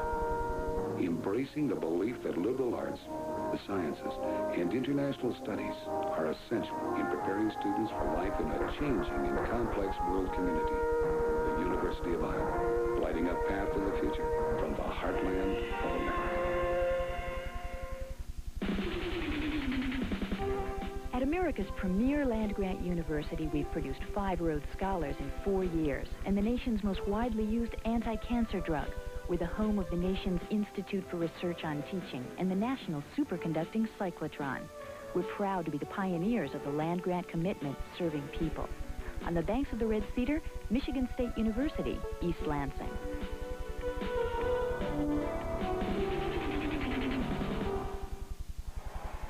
Well, near the end of this game, Era and I will be participating in a 16-year tradition. We will select a Chevrolet Most Valuable Player of the game, and Chevrolet will donate a $1,000 scholarship to the General Scholarship Fund of both Michigan State and Iowa. We are tied at 14, 1:41 to go. The Spartans with a 3rd and 10 from their own 36. And they were ready for Lorenzo White. Steve Thomas, number 52 from Lincoln, Nebraska, led the defense, and they read the play perfectly that time. Sprint draw, but it didn't work. By Steve Thomas. He dropped the ball. Montgomery for Michigan State. The Hawkeyes to get a shot here in the first half. Time winds down inside of 120. If you're wondering about timeouts, the Hawkeyes have 2 left. There's Montgomery, the kicker, all Big Ten last season, honorable mention All-American. We saw him put one clear up over top of the stadium. Almost brought that rain back down on us for that last one. I snap again. This one a lot lower. Let's see if we get a shot at Marciano. We're going to let the ball roll down, and it'll be down by the Spartans there at the 21. 51 seconds to go after that 46-yard punt. How about at halftime? Prudential College Football Report from New York. Jim Nantz will have a piece on Bo Schembechler. He's the dean. Go get number 200, is it tonight that Bo's going after? Jim Nantz will have that story and all the scores and highlights. He's mellowed. He's not nearly as tough as he used to be. Oh, come on. Yes, he is. Come on, he's a Well, I'm going to see him next week. Come on. He'll let you into all his closed practices. He gives you the game plan. He's a pushover. Well, I trained him. I won't be there for a couple weeks. I got to miss it. I'll see him we'll at the miss Iowa you next game. week, right? On first down, the Hawkeyes are content to keep the clock moving here. Well, they got, wonder whether Hayden's going to go back in there in that locker room and think about bombs away with McGuire in the second half, because he can really put it up. I'll say this about Puholski. He's really played a fine first half thus far, and the Hawkeyes have had receivers open. I mean, there's been open receivers in that secondary. I remember his daddy, Tom Puholski era. He was a bulldog of a pitcher. He had some stuff when he came up, you bet. I think I've still got his baseball card someplace. Back in the early 50s. Hey, my grandson wants it. Here's Puholski handing off this time to Kevin Conley. That's Ronnie's brother who checked into the game, and he runs out the clock here in the first half. Tackle by Altobelli. End of the first half. Michigan State 14. We had 4 touchdowns in the first half. And the one that pulled Michigan State even was this one from Dave Urema to Mark Ingram. It was the second time this combination had hooked up for the score. And we go in to the locker room tied at 14. The Spartans file in first, and here come the Hawkeyes. Good game so far.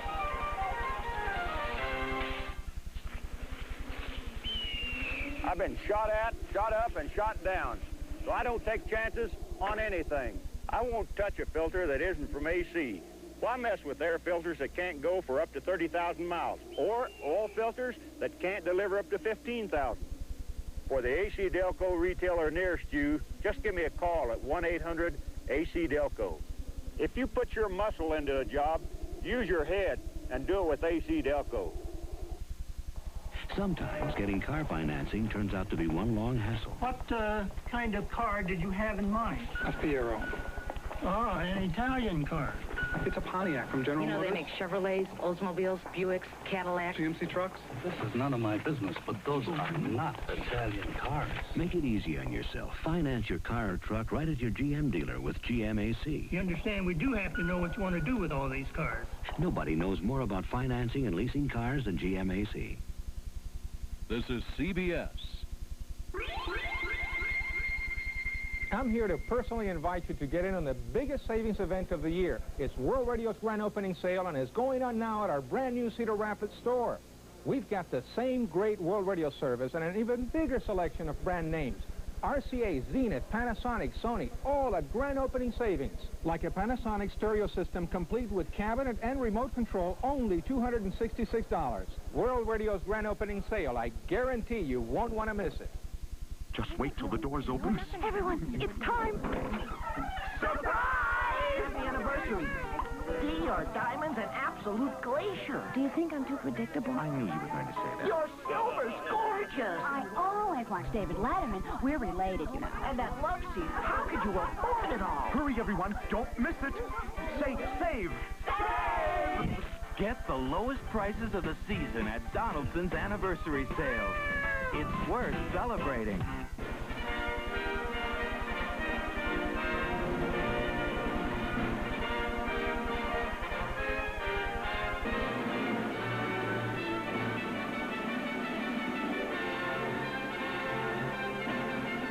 Make no mistake, this is a big one. And any motor that Yonda repairs gets the same thing, just good old-fashioned service. Yonda Electric Motor Service, 1716 Blair's Ferry Road, Northeast Cedar Rapids.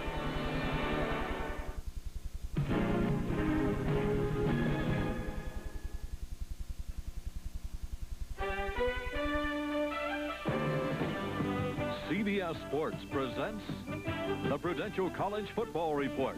Sponsored by the Prudential, offering a full range of insurance and other financial services. The Prudential, the Rock. It's strong, it's on the move, it's bigger than life. Jim Nance in New York, the Prudential College Football Report. Tied up. This is like last year's game that was so close, but there's a big upset out there today in college football, so let's get right to the scores. First of all, in the top 10, where tonight a real mismatch in Miami. Northern Illinois 0-5 will take on the #1 Canes. Yesterday at Miami, the school formed a special committee that will report in 3 weeks to the university president considering recent conduct of the football team off the field. Now, the scores. Notre Dame trailing Alabama now in the second quarter. The Tide with their highest ranking since Ray Perkins has been the coach there at Alabama. Here you go. Under 3 minutes to go. South Carolina in front of #3 Nebraska. This is the only time all year the Cornhuskers will play on the natural grass, and they're having a real hard time. They only had 100 yards rushing in the first half, and they averaged much, much more. There was a sack by the Gamecock defense. But what a day it's been for their tailback, Harold Green. Here's Green. Now, this is in the second quarter. Watch him dance around and go 56 yards with a touchdown.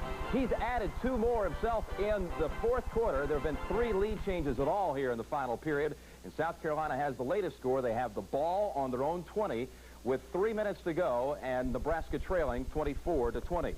#4 Michigan will meet Wisconsin tonight, and Bo Schembechler looking for his 200th career win, and we'll have more on that later here at halftime. Penn State in front of Rutgers. They win it 31-6. And in that game, Ray Roundtree, 34 yards he will go on the end around. Penn State lost the first time these two met back in 1918, but Rutgers has lost 14 in a row now as Penn State pounds them today to up their record to 4-0. Oklahoma over Kansas State now in the third quarter. The Sooners scored the first 28 points of this game, and they played today without quarterback Jamel Holloway with a bruised shoulder suffered in that Miami game last week. Auburn pouring it on at halftime against Western Carolina, and Pat Dye is going for career win #100 in his head coaching career. Arkansas a final now over TCU, but the Razorbacks had a tough time today against the Horned Frogs. Greg Thomas really bailed him out, the quarterback #8 for Arkansas. He scored 2 touchdowns in the final period. This one, 42 yards, broke open the game.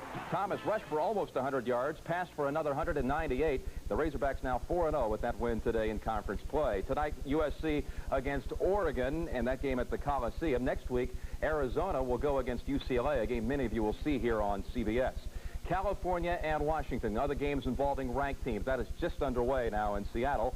#14, Texas A&M, the Southwest Conference opener for the defending conference champions, and they're shutting out Texas Tech in the second. UCLA and Arizona State, it's been all field goals at the Rose Bowl so far in that game. It's the third quarter. Florida and LSU, the Gator quarterback, Kerwin Bell, hurt a knee in the third quarter, left the game. Now under 2 minutes to go, and LSU with an 11-point lead. In the East, Army 16 points better than Yale, and that is in the fourth quarter. Dartmouth and Navy at now that is not in the halftime, that's third quarter. And we talked this year about Napoleon McCallum's replacement in the backfield for the midshipman. His name is Chuck Smith, and here's a look at him. Smith there goes 32 yards. He had over 100 in the first half. And Navy shutting out Dartmouth now as they start the third quarter. In the Midwest, Ohio State looking for their 3rd consecutive win. They're beating Illinois, shutting them out in the 4th. Minnesota over Purdue. The Boilermakers freshman quarterback Jeff George, concussion. He's out of the ball game. And Wyoming and Iowa State, the Cyclones have just scored a touchdown in the 3rd to go up by 4. Still ahead of us here at halftime, a special look at Bo Schembechler, who could be only hours away from a major coaching milestone. And, of course, we'll have more scores and highlights as the Prudential College Football Report continues here on CBS with results from the East.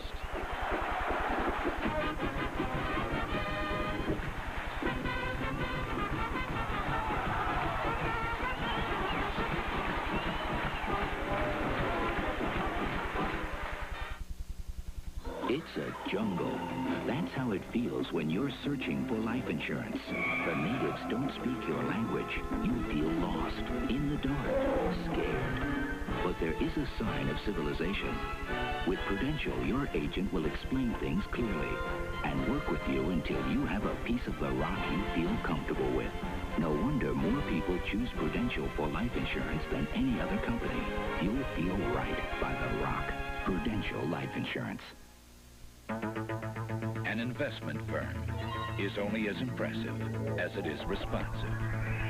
Let's go. So when interest rates fell, we looked for new ways for our clients to make money and developed unique opportunities like the Prudential Real Estate Investment Trust, a first of its kind in a way to take advantage of changing markets. While others may imitate it, we're busy surpassing it. If anyone can show you bold new thinking in the business of making money, let's close it. It's Prudential Bache, rock solid, market-wise. Jim Nantz in New York, and again, the big story today in college football, Nebraska and South Carolina, under 2 minutes to go. Well, we just received word that Nebraska has scored a touchdown with 1:50 to go as South Carolina fumbled the football inside their own 20, and the Cornhuskers, as we speak, have just taken it in with the extra point still to come. 26-24, 1:50 left in that game. Now, streaks continue in the East as we show more finals. Penn over Columbia. The Lions haven't won now in their last 27 games. Holy Cross beat Colgate 16-12, that final. Brown off to their best start now in 10 years with a win today. In the South, Georgia over Mississippi, 14-10. Bulldogs' 10th straight win against the Rebels. North Carolina and Georgia Tech, 58 seconds to go in that game. An 11-yard touchdown put the Heels in front. Then Tech missed a field goal from 55 yards in the closing seconds. Virginia and Wake Forest, a similar story. 56 seconds left in that game. Jeff Goffney kicked a field goal for Virginia from 36 yards to put the Cavaliers in front. Wake Forest drove. They got it down to the 12-yard line. 2 seconds to go. They missed the 29-yard field goal, so the Cavaliers escape with a 2-point win. Clemson shuts out the Citadel today as they go down to 3-1 on the year. Virginia Tech over West Virginia. It doesn't get any easier for the Mountaineers. Next week they will host #1 Miami. In the Midwest, Indiana now 4-0 on the year. You might recall the Hoosiers last year had the same start, 4-0, before they lost their final 7 games. Kent State and Central Michigan. 7 lead changes in this game. A 36-yard touchdown pass. Pat Young to Eric Dye with 12 seconds left won it for the Golden Flashes. Fresno State and San Jose State, that game will be getting started in just a few moments. The Bulldogs have the longest major college winning streak in the nation at 13 games. I love Fresno. I advise anyone to come down here and visit, and come watch, Fresno State. Right now, Fresno State football is hotter than a day in the California desert. And the Bulldogs this week are in the AP Top 20 poll for the first time since 1942. I always say we haven't played anybody and we're out in the boonies nowhere, but Fresno really is starting to get noticed. A member of the Pacific Coast Athletic Association, the Bulldogs don't have much bite in their schedule. Fresno State is an emerging, viable football program, I think, who can play anybody. And when I say play anybody, I mean anybody in the country. Calling the signals is their Heisman candidate and coach's son, Kevin Sweeney, who this year is expected to break the all-time passing yardage record. The possibilities of the Heisman Trophy coming to Fresno, it's not as great as they are to go to Miami, especially after Vinny's performance Saturday. And just how would this team fare against #1 Miami? I wouldn't be real anxious to try to find out. Fresno State, you got to give them credit now with that long winning streak out there. Updating a couple of scores now. Alabama has added a touchdown, 2 touchdowns up now on the Irish. Second quarter. The extra point for Nebraska was good, so the Cornhuskers lead at 27-24 over the Gamecocks. 1:26 left in that game. In baseball, the Yankees beat the Red Sox today 5-3. Don Mattingly went 3 for 5 in that game to up his average now to .352. And when we come back, we'll take a look at Michigan's Glenn Schimbeckler, the man they call Bo. You're watching the Prudential College Football Report here on CBS, where the scores continue from around the country.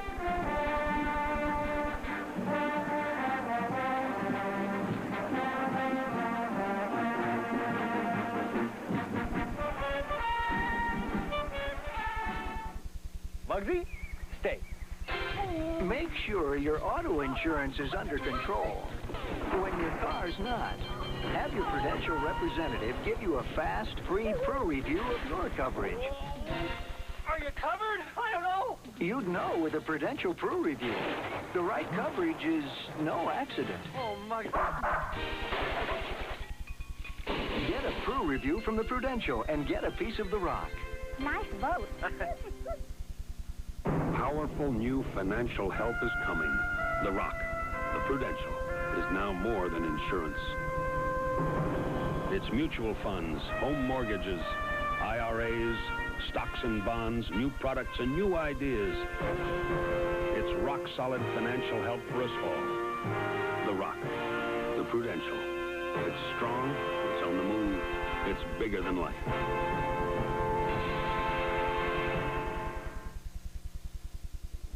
Tonight, number 4 Michigan takes on Wisconsin, and the Wolverine coach, Bo Schembechler, is just one victory away from becoming only the 8th coach in major college history to win 200 games. It isn't Bo Schembechler. That's the misconception. You see, every season is different. People don't understand that. It isn't me. I mean, I just happen to be the coach. And championships are important to me because they have such a tremendous effect on the guys that play. That's the fun of it. In his 17 seasons at Michigan, Bo has won 10 conference championships.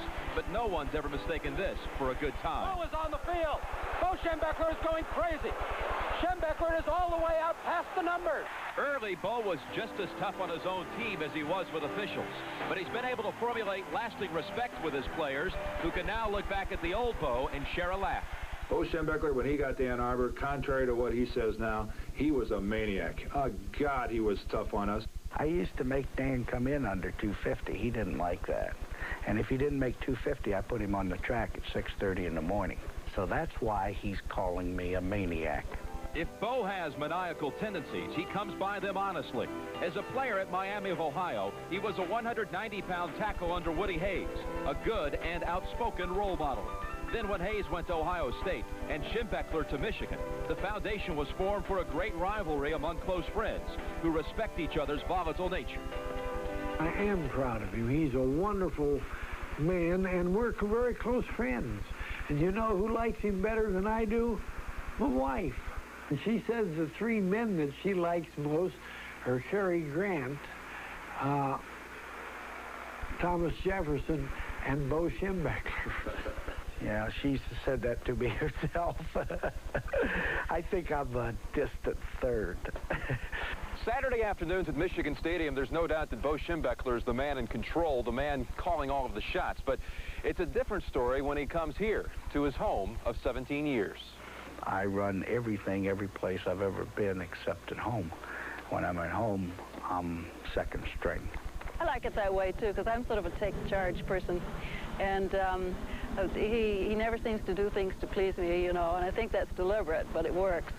Though some people say a heart attack, open heart surgery, and age should slow Bo down, don't try convincing his players he's taking it easy. I know a lot of people say that he's mellowed, but if he's mellowed, I would have hated to have seen him in the early 70s. The current players may not call this mellow, but take it from the coach. It is. I used to attack difficult situations with my fist, but I've mellowed a little bit in that regard. But my basic concepts and the things that I believe in, I don't think I've changed too much. All right, the latest now on that Nebraska game. South Carolina drove down to the 19 of the Cornhuskers. They've just thrown an interception. Brian Siebler picking it off for the Cornhuskers. Only 45 seconds to go. It looks good for Nebraska. Second half coming up. You've been watching the Prudential College Football Report on CBS. The Prudential College Football Report has been sponsored by the Prudential, offering a full range of insurance and other financial services.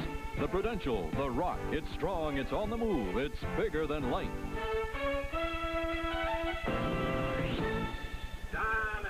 Back in East Lansing, Michigan, with the Iowa Hawkeyes and the Michigan State Spartans tied at 14 as we are about ready to begin the second half. The Big Ten season underway, and I thought the key moment for the Hawkeyes was that fumble recovery on a kickoff after they scored. It certainly was a big play as James Moore, number 33, finally fielded the ball, but that squib kick that Iowa's using has been very difficult for him to handle. Now it is Keaton Smiley, number 44, who pounces on it, and one play later, they had their second touchdown. The quarterbacks, they are certainly a story in this game, and let's see how they perform statistically in the first half. It's bigger than life.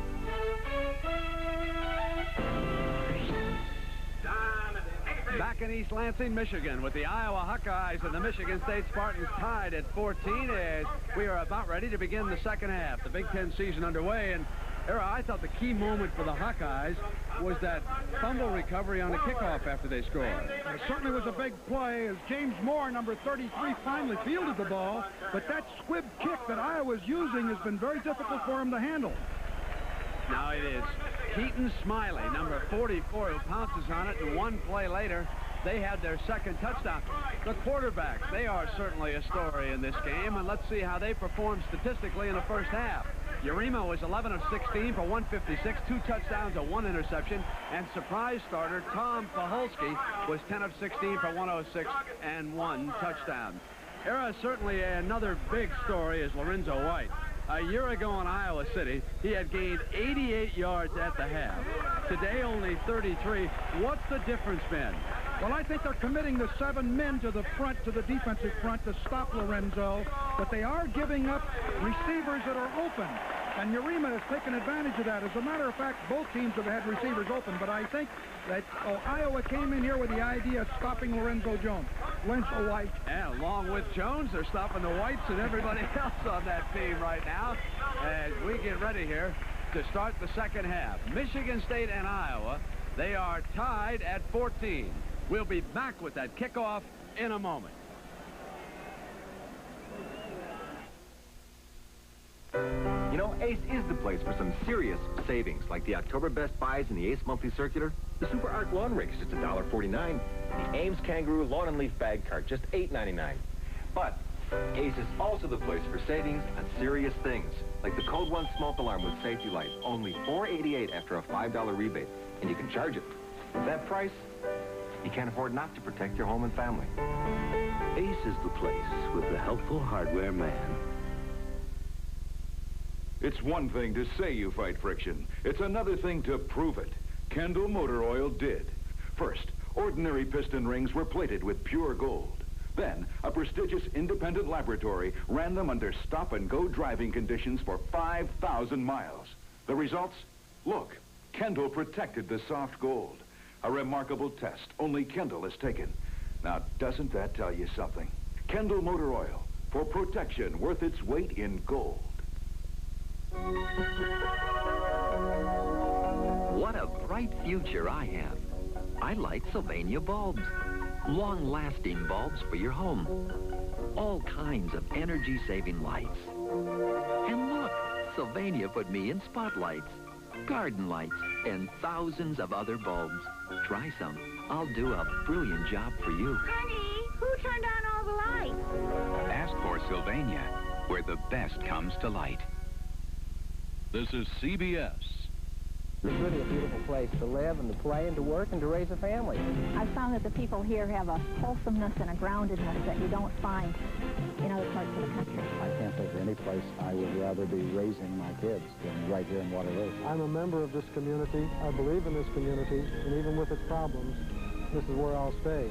Hello, Iowa. Hello, Iowa. Channel 2.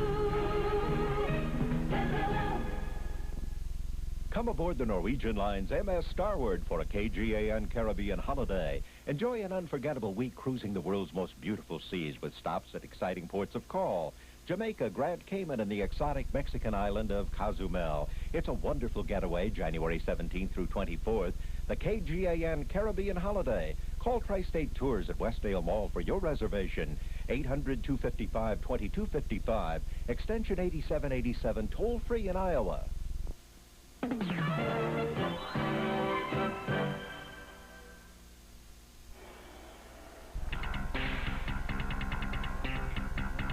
CBS Sports presents college football, sponsored by Toyota. More dependability, more quality, more satisfied owners. Who could ask for anything more? The people of Rockwell International, where science gets down to business. The people who make glass containers naturally. And by MCI, communications for the next 100 years.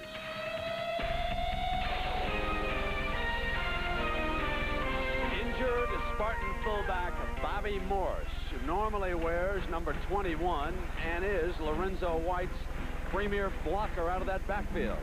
A separated shoulder last week against Western Michigan.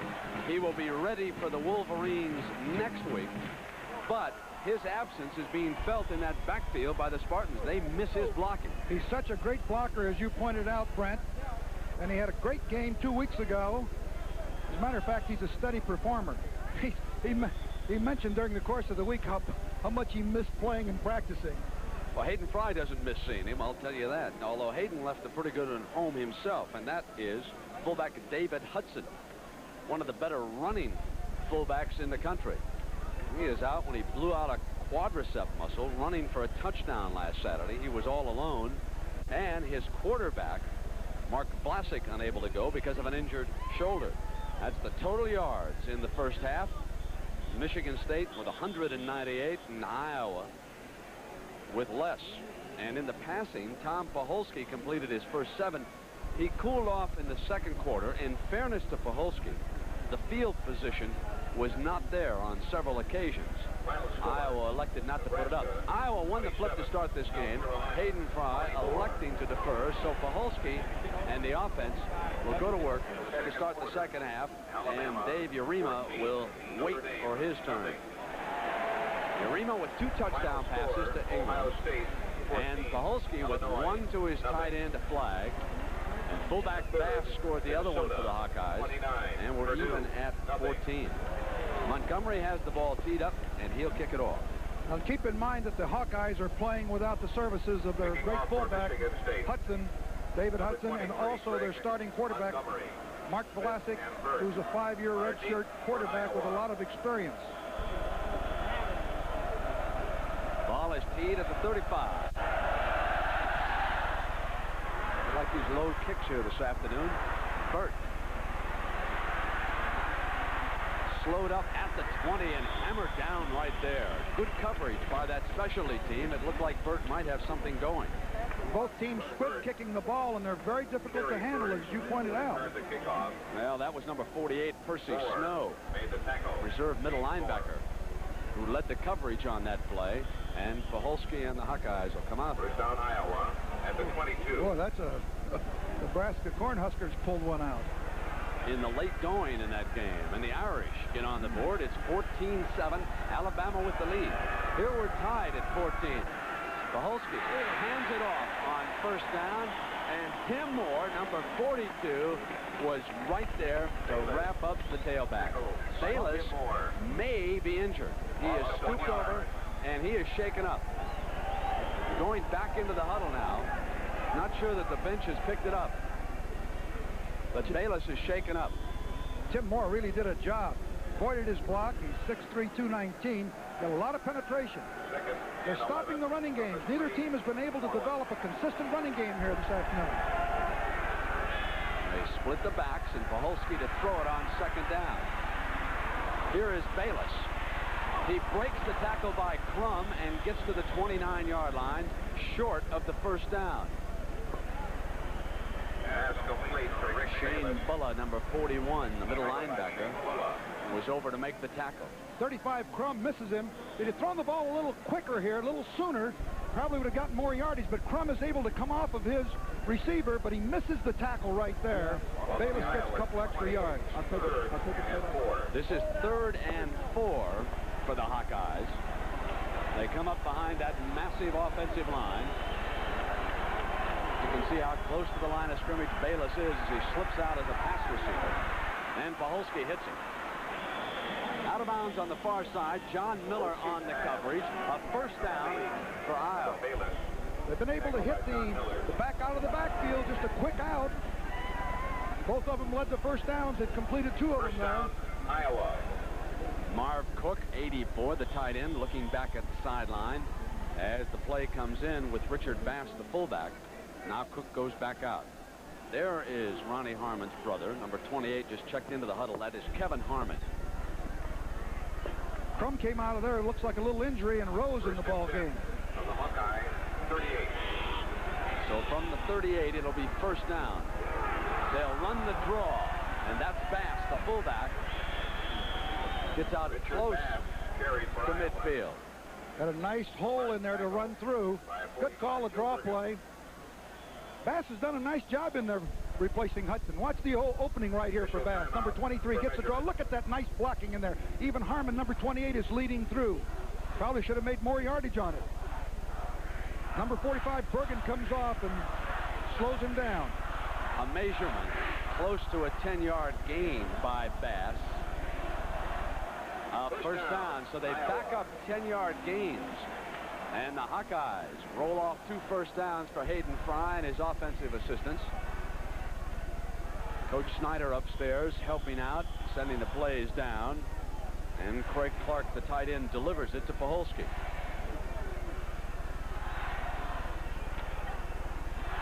That Bass looks really short from here. He's 5'9", but he's about 220 pounds. Hey, Arrow, that is short. First down, and here he comes. Trying to get smart, didn't he, huh? Just a rolling ball of knives. Isn't that what Hayden Fry calls him? As Joe Bergen gets in along with Altobelli. They stopped him that time. But he has got good speed and doing a nice job in there for Hudson, who's missing this ball game. That's why I'm not seeing the 6'8" quarterback. The fullback would have to jump up to get the handoff.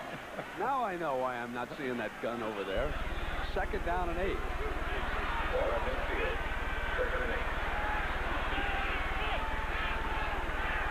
Paholski quickly to the pocket. Down the middle. And he's got it. Jim Morrow for the 6th.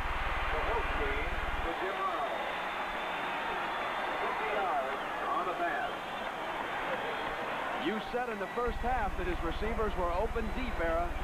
They were there, and it was a beautiful throw by Paholski. They split the 2 deep zone that time just perfectly.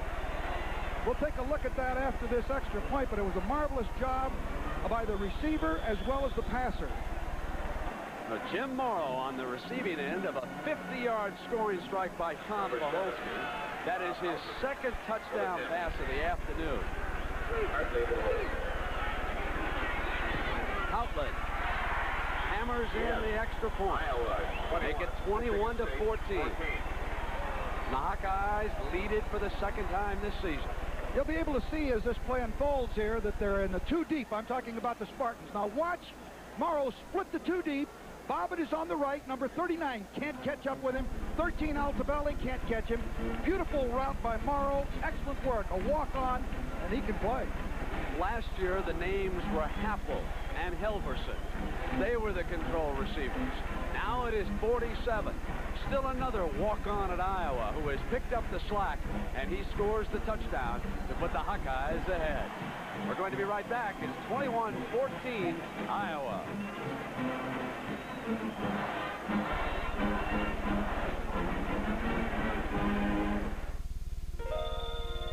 Those who have waited and waited can now see the light. For Toyota introduces a car close to perfection. The all-new 1987 Toyota Camry. Camry gets more power to pass from a new 16-valve fuel-efficient engine, a quiet, more comfortable cabin for 5, and more of the Toyota quality that has made Camry the most trouble-free new car, domestic or import, sold in America. Who could ask for anything more? Toyota. Balance. It is stability based on planned diversity. Rockwell International's continuous growth results from a balance of businesses. Outstanding performance in electronics, aerospace, automotive, industrial automation, and general industries. Rockwell International, down-to-earth management and opportunities as limitless as space. Mike is branded cop killer. I admit I didn't like the guy. You hit him hard, and you're gonna pay. His only hope, a dead witness. The new Mike Hammer, tonight on CBS. Another big play for the Hawkeyes. You'll see defensively how Morrow here has split the difference between Bobbitt there and Altobelli there. He just runs right between the seam here. You'll see why he was so open. The 2 deep, a perfect route against it. There's the ball by Paholski, who throws the ball as well as Dad. Right on target. So Paholski is 13 of 19 for 173 yards and 2 touchdowns here this afternoon. And number 14 is starting to feel more and more comfortable as a starting quarterback. How would you like to have the #1 rated passer in the country out with a shoulder injury a 6'8" freshman who's the rave because he throws 2 50-yard bombs last week for touchdowns. Now you get the guy who holds for your conversions, Tom Paholski, out there, and he starts ripping 50 yards. That was a beautifully executed play. Hayden Fry's got more depth at quarterback than 2/3 of the NFL teams. Here comes Murphy, and what a day he's had as a kicker. And Squibber. Oh, that's a successful kick. Greg Johnson. He's got an alley, and he's out beyond the 30 this time. Speaking of professional football, NFL Today tomorrow at 12:30. Find out the Doug Flutie story. Is he headed for the Packers? How about the Bears? There's some interest, or will he play this year? John Elway, are the Broncos going to the Super Bowl? We're going to take a look at that at 12:30 Eastern, and Dick Vermeil will drop by and tell us. And then, of course, the key game coming up right after that will be Minnesota against Chicago. Many of you will see that. Washington Giants. How about Atlanta? Unbeaten, the Falcons are. And they've got Philadelphia tomorrow. And then a doubleheader game. Urema under pressure. Number 97, Joe Mott, taking him down. And the Hawkeyes are aroused. Strong side end, put the pressure on. And that's the best pass defense in the world. 97, Joe Mott. That's a 10-yard loss on that sack by Mott. Joe is out of Endicott, New York. Out of Union High School there, and George Perlis' staff runs in a play from the sideline. Mott learned how to play his position well. He was a great defensive end in high school. And on this 2nd and 25, defensive back shown by the Hawkeyes. Ingram, who's caught 2 TDs, comes in motion. Urema down the middle toward Ingram. Ingram can't hold on. Davis pass headed for Mark Ingram. Incomplete. Well, you'll see Ingram that'll come in motion. We'll take a look right here. They'll come in motion, come right up the field. The same play that they used against Notre Dame for a touchdown. He'll split the 2-deep zone again. His speed, watch right here. He turns right in the middle. The ball is right off his fingertips. Right there. Could have been a big play. 3rd down and 20 for the Spartans. They trail Iowa 21-14. Now they botched the snap. They put it on the carpet. Now John Freeze is in there quickly along with Urema. Couldn't tell what happened, whether it was Shermer's snap or whether Urema pulled away. That's unusual to have an exchange problem. Hayden Fry's Hawks will get it in good field position, although Montgomery is a boomer. He's standing back inside his 5-yard line. Marciano, the deep man. Guess they got 9 coming. Woo. Drives Marciano inside the 25. Gets to the outside. Knocked out of bounds on that far sideline. Paul Bobbitt. A 59-yard kick. And Rocky Marciano's nephew brings it back 18 yards. We got timeout.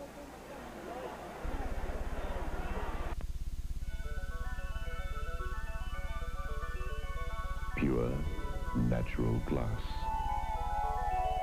protects the goodness and taste you want for your baby.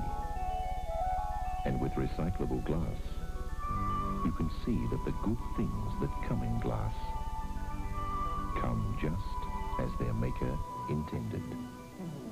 Brought to you by the people who make glass containers naturally. Day after day, short trips can clog your fuel injectors or carburetor. But with Phillips 66 Super Clean Unleaded Gasolines, as little as 1 tank full can clean your engine to run like new. Super Clean Unleaded Gasolines from Phillips 66. Sure, I still use my old gas card.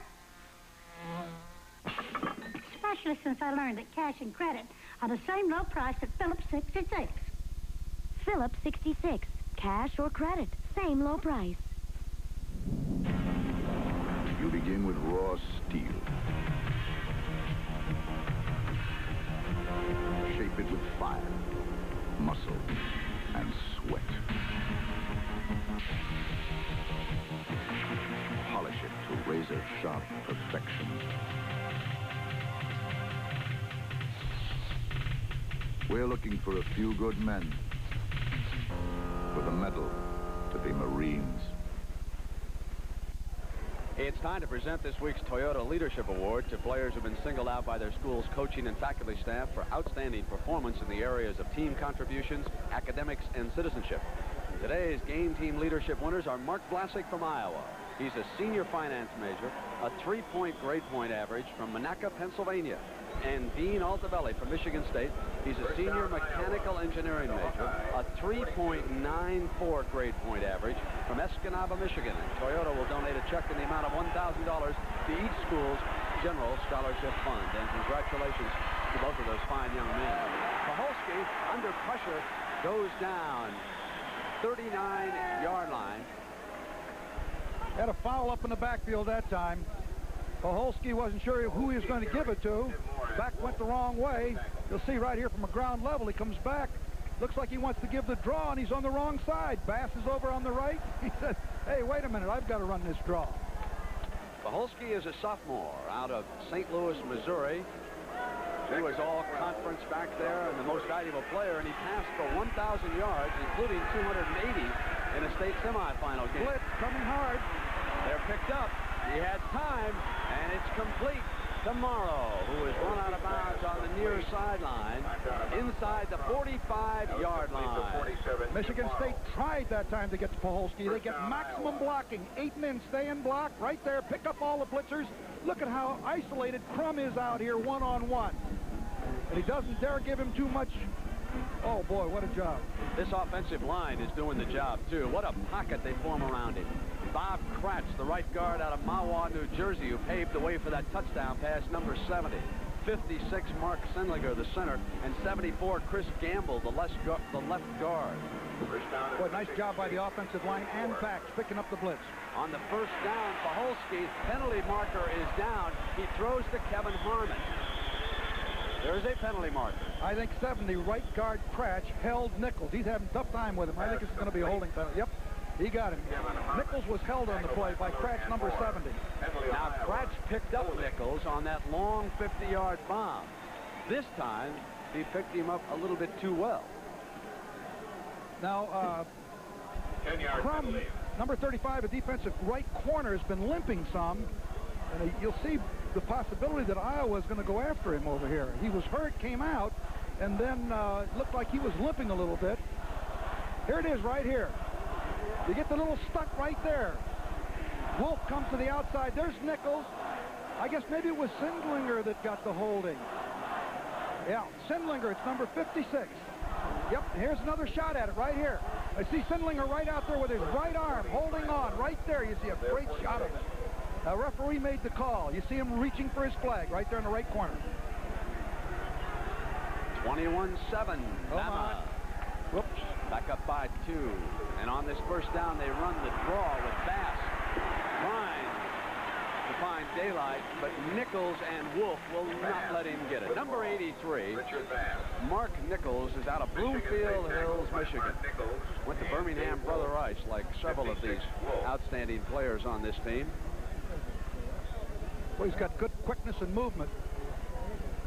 Kirk Gibson likes to help George Perlis recruit some of those stars. Todd Crum was one who Kirk made an appearance on behalf of his school. Great baseball player with the Tigers. He follows the Spartans. He's probably watching this game back in Baltimore. 2nd and 21. Paholski down the middle, overthrows, intercepted. That's Paul Bobbitt.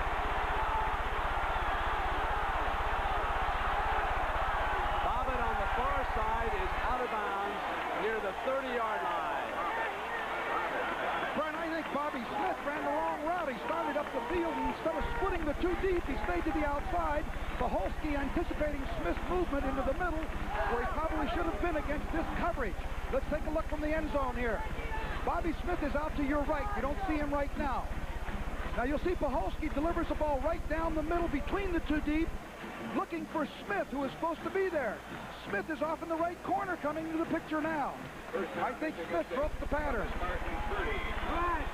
Bobbitt got back to the 30 where it's first down. 8:29 to go in the third. Michigan State trailing it by 7. Urema on first down gets away from Mott. Throws complete to Ingram.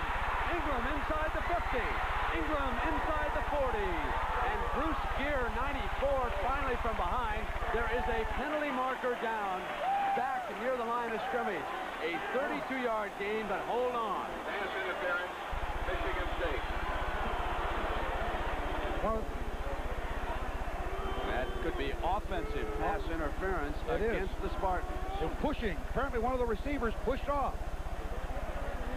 We didn't see it from this right at the top when the Urema was scrambling out. But that is a big, big penalty against the Spartans because they were down in good field position. There it is. Ball marked. We have offensive pass interference. It involves loss of down. We'll have second down. Let's take a look at the play, Aaron. See if you can pick it up. Let's see who it is they called it on. He rolls out. We can't see. This is Urema rolling. Escapes Mott. No, we can't see. I can't see it. Don't know who the call was. It was the receiver underneath Ingram. Coming across, Era.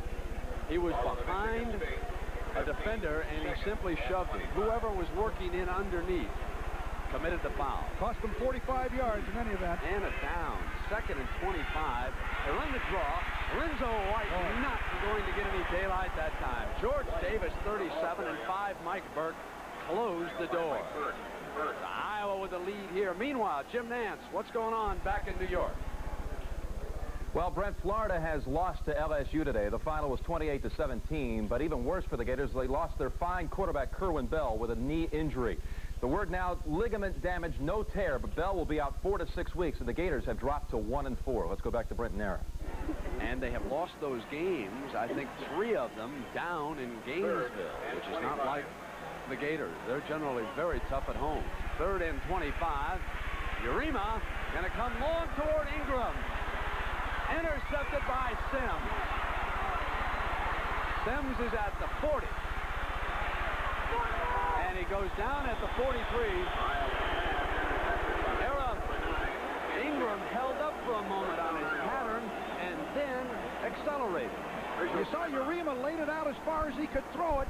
It was overthrown. Sims, the only returning starter in that secondary, made the great interception. They had such long yardage to go. Watch Urema really stretch out. This is as far as he can throw that football. And of course, it's overthrown. And Sims has got it for the interception. But in that situation, it's almost as good as a punt. We'll be right back.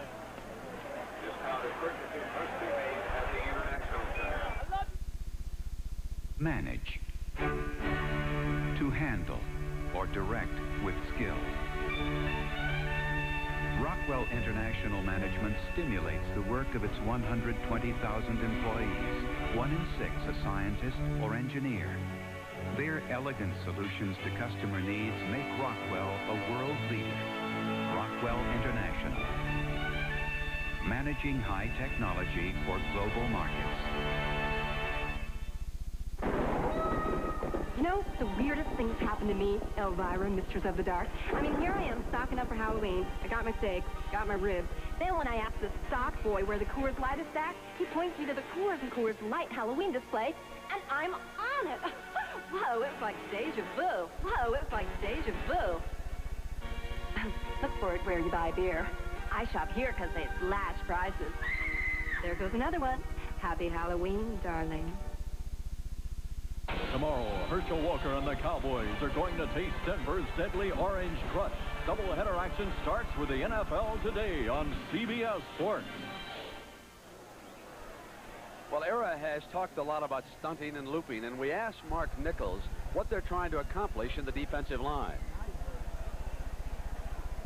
Well, basically, it's the ability for one guy to use up 2 guys in order to free the other one to make the play. It's similar to a pick situation in basketball, and what we try and do is I'll pick the center, and so Dave will come around and use up the guard and the center, and he'll be free. And here they are, Era. Here's, you see the stunt. You see Nichols going into the center, drawing the block of the right guard and center. Wolf coming underneath and putting the pressure on the passer.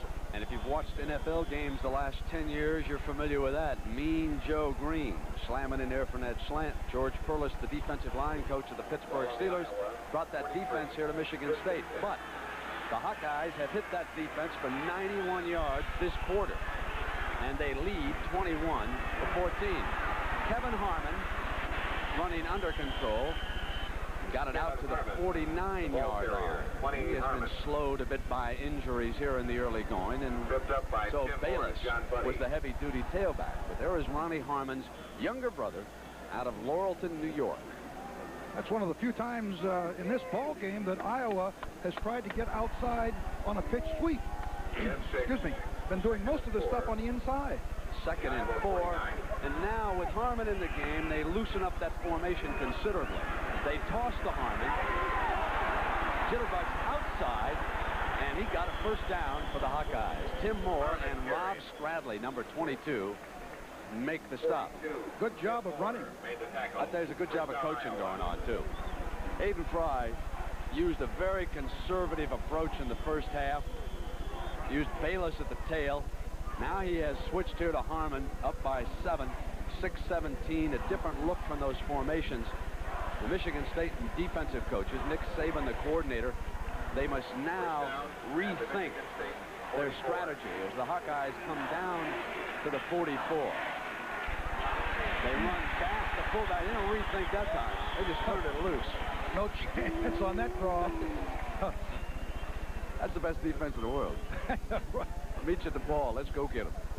Well, they've had trouble consistently getting to Paholski in their pass rush. Receivers have been open, and certainly this is a passing down. 2nd and 10, 10.5. Meanwhile, over there in the bullpen, 6 foot 8 inches a quarterback, Dan McGuire. I guess I'm going to be sorely disappointed if I don't see him throw this afternoon. Washington up over California and Arizona State leading UCLA. Arizona State has never beaten UCLA. Got a chance this afternoon, but 2nd and 11, and there's confusion there. And timeout is called by Iowa. But we'll take a break at the 5:18 mark. Iowa leads Michigan State 21-14. A new star show. We're MCI. We can go one-on-one with anyone in the communications business, no matter how big they are. MCI competes with a full range of data communication services for reliable transmission around the corner or around the world. Our competition is good. We have to be better. And because we compete, you win. MCI, communications for the next 100 years. Introducing the all-new Toyota Tercel for 1987. Simply more bang for the buck. Tercel for 87, Toyota's lowest priced car, now gives you explosive new styling, more power to pass with a new 12-valve fuel-efficient engine, and quality that has made Toyota Tercel more trouble-free than any other new car sold in its class. Drive it. You'll get a bang out of it. Who could ask for anything more? Toyota. A TV star finds eternal youth on sale. How much do I owe you? Don't ask. In The Twilight Zone, tonight on CBS. Here in Spartan Stadium, along with Era Parsegan, I'm Brent Musburger. 5:18 to go in the third, and Iowa leading Michigan State 21-14. And while we've got an opportunity, Era, we want to send along our best wishes to our executive producer of golf here on CBS, Frank Chirkinian, who is recovering from heart surgery down at his home in Georgia. And I know Frank is watching this game if the doctors will let him. He's a great football fan. And Frank, get better. We want to see you on the first tee here in a couple of months. 2nd down and 11 for the Hawkeyes. The ball is at the 45 of Michigan State. Paholski in trouble. And John Buddy, number 87. I think Paholski thought he read the coverage, called an audible at the line, but I think he misread it because the Spartans were in good coverage, had most of the receivers pretty well covered that time, and the rush got to him. Devin Harberts, along with some of the other wide receivers, have been bringing in plays. Tight end Mike Flagg will carry that one in. Nick Saban, the defensive coordinator for the Spartans, does not like to put the defensive secondary of this Michigan State team in man-to-man coverage. They're great on zone to react to the ball well, but they're not good on one-on-one. It looks like they're doubling on the wide receivers now. Iowa's 5 of 9 on third downs. They drop the screen off. Make it 5 of 10 as Tim Moore, number 42, stops the Hawks short of the first down at the 4-10 mark. Olski's pass complete. You got a double tight end here. Pass tackled by 75. When they bring the fullback out of this formation? Well, it was a good call on the part. The fullback slips out to the right. And you see Puhalski fake the sweep and then turn back and screen to him right there. There's the throw. There's the screen set up in front of him. And he's short of a first down, and they punt the ball. Goes into the end zone. It'll come out on the 20. 38-yard lead. From the 20. Now, Era, the longest run from scrimmage today by either team is 12 yards by Bass on his Iowa touchdown. So the Hawkeyes have done a job defensively on Lorenzo White. Is there anything that you have seen up here that you think they should try with White? Well, I believe that the Hawkeyes have committed 7 men. When I'm talking about 7 men, that's 5-man front as well as the linebackers. And they want to stop White. They think White can beat them. But there's been open receivers. You've got to give a little something. And they have given some yardage to Urema on passing. There's the screen back at him, but the ball's deflected. So they went screen White that time, and John Breeze, 57, led the defensive assault. Oh, Breeze got a hand on that ball, didn't he? And watching is the injured fullback, Bobby Morse. Now, Michigan State this afternoon, what's their passing rushing breakdown, Eric? Well, it just got 29 yards. I mean, this is a remarkable job by the Hawkeyes, rushing, and 156 passing. And it's 2nd and 10, and they'll toss that ball to White. And he's run out of bounds by Kyle Crow, the free safety, number 18 on the far side. What a difference a year makes defensively against Lorenzo White by the Hawkeyes. After 24 games, Lorenzo White is one of the best of all time. Only 4 have done better. Dorsett and White are on the same pace. But number 25 has been tough for White. He has carried 17 times for 39 yards this afternoon. Doggone good job by the Hawkeye defense. Here is 3rd and 4. Penalty marker is down. Ingram had gone in motion. They hit Rison. Now that would be a first down, but there's a penalty marker down. Let's see if Rison moved too quickly. He was in motion. Yeah. That's what happened. Michigan State. He thought he was playing for the Winnipeg Blue Bombers. 5-yard penalty. No, the Canadian rules don't work here. And that's another penalty that has been very costly. The one long pass that brought it back because there was an offensive pass interference, a 45-yard. This would have given them a first down. They're going to be 3rd down and about 8 or 9, Brent. Rima comes back from the sideline. Pugh has replaced Morse at fullback here this afternoon. Motion, illegal motion on the offense. Still 3rd down. 3rd and 9 from the 21. Ingram is split out to Urema's right. Rison to the left. The tight end is in motion. Under pressure, he will not escape. That was Joe Mott, 97. Oh, he's made some big plays for the Hawks. He really has. He's really putting the pressure on the passer. Tackled by 52. You can't overemphasize how important the first game of a conference season is, what it does for morale. Sets a positive attitude.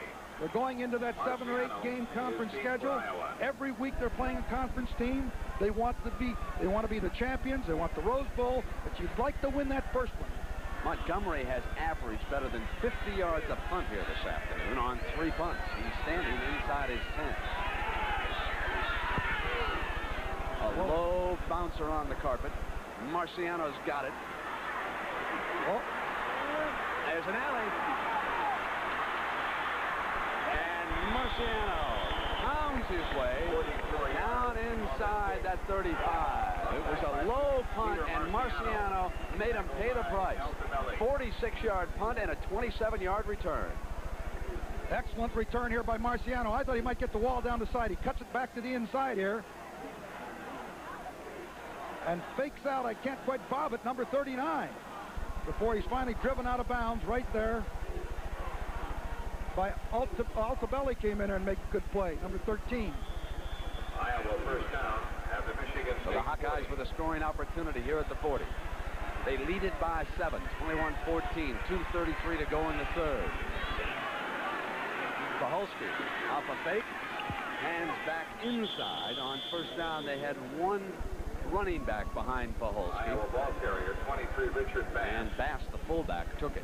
Next week, it'll be Michigan State against Michigan, 2:30 Eastern Time here on CBS. The fullback took it. Next week, it'll be Michigan State against Michigan, 2:30 Eastern Time here on CBS. Bo Schembechler may be going for 201. He goes after number 200 tonight against Wisconsin. And Michigan State would like to be coming off a win, but they've got their hands full here with the Hawkeyes. The Hawkeyes had 3 players drafted on the first round by the NFL. And they have filled those spots nicely. Now they go with 3 wide receivers, a tight end, and a fullback, Bass, who gets the call. And Bass pounds his way for the first down to the 25. Great run by the fullback, who has scored once here this afternoon. Boy, he's strong. Looked like he was stopped at the line of scrimmage, shook a couple of tacklers, and goes for a first down. He's carried 9 times this afternoon for 42 yards. Chris Gamble, the left guard, number 74, will pull for a trap on the inside. Oh, nice job of running there. Now watch him spin off right here and get additional yardage. He's doing a nice job in replacing David Hudson. Like Larry Station.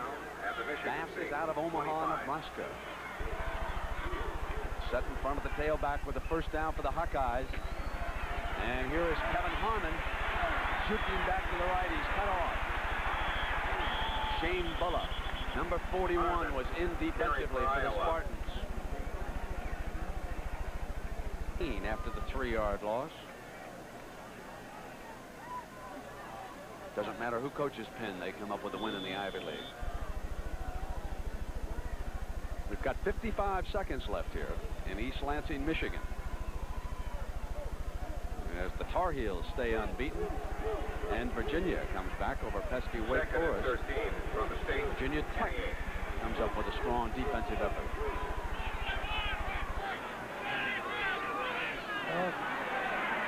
Goes quickly to Morrow on the right, steps out of bounds at the 21-yard line. There should have been a 5-yard penalty on that. The backs were not set for a full second before the ball was spent. That would be the first penalty they've missed on the Hawkeyes today. Iowa has been penalized all game here this afternoon, 7 times for 67 yards.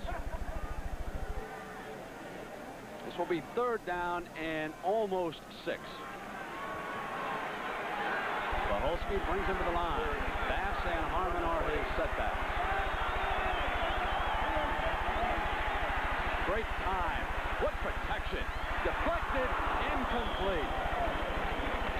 Oh, they could have delivered him a cup of tea and a crump at that time. Well, that was a great job by Stradley. He tipped that ball. Number 22, the middle linebacker. Watch 22 come into your picture here and just deflect the ball before it's going to be a completion. Paholski puts it right there. Watch Stradley come right into your right side. Number 22 right there. Deflect the ball so that Harmon can't get it. Nice job. Well, it'll be a 37-yard field goal attempt by Houtland. It's blocked. Michigan State ball.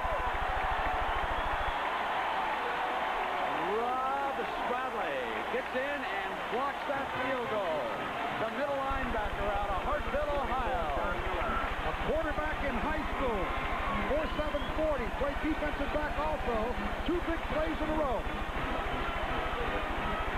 The Spartans with a fresh life. 23 to go in the 3rd. Watch Stradley, 22, come in. Gets high in the air. bats it down with both arms. You can watch him extend. Miller pounces on it, and Urema comes back to work again. It's been tough going. Here's that toss to Lorenzo White. He is cut off and going nowhere.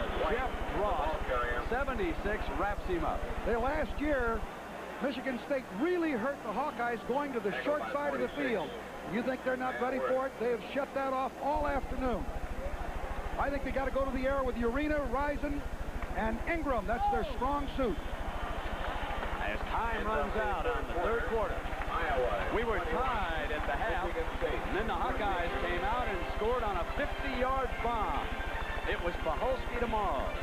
15 minutes to go. We'll be right back after this message and a word from your local State Command. Toyota, builders of tough, powerful, reliable trucks. Toyota. And by the U.S. Navy. It's not just a job, it's an adventure.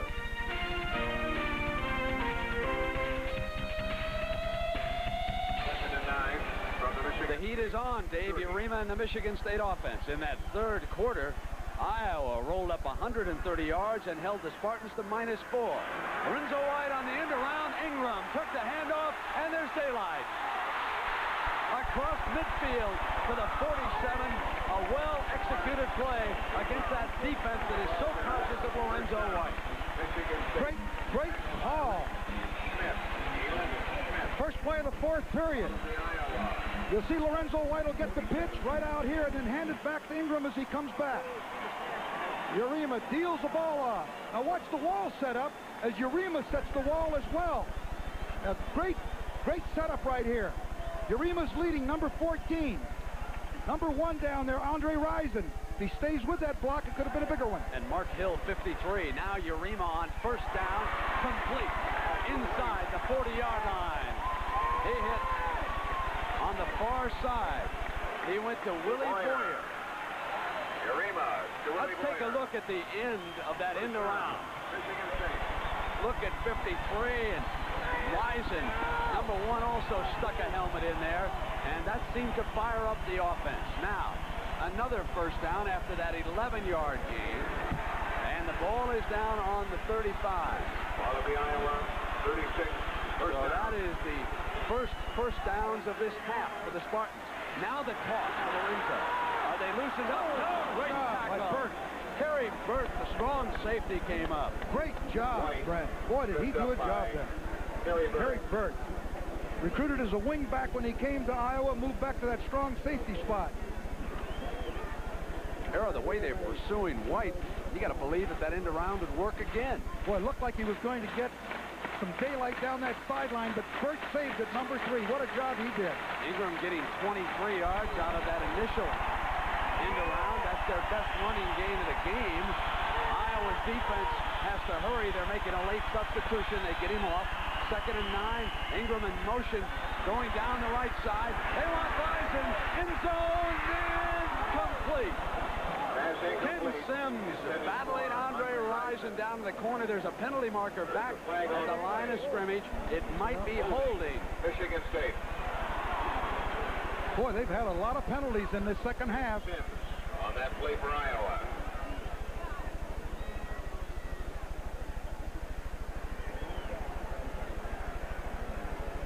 Michigan State had the ball down to the 36. Did he get one-on-one over there on that side, Era, again that time? Yes, he did. As you'll see the motion right here. He'll come in motion. Let's take a look now as Urema tries to hit the deep as he goes post pattern. They'll go to the post. Michigan State. Right there it is. They're trying to. It's Sims one-on-one, but Sims is right there doing a nice job on coverage. Almost intercepts the ball. Andre, right there, Sims almost had it. This makes it 2nd and 19. The ball is back at the Iowa 45. Urema under pressure. Throws that might be intentional grounding.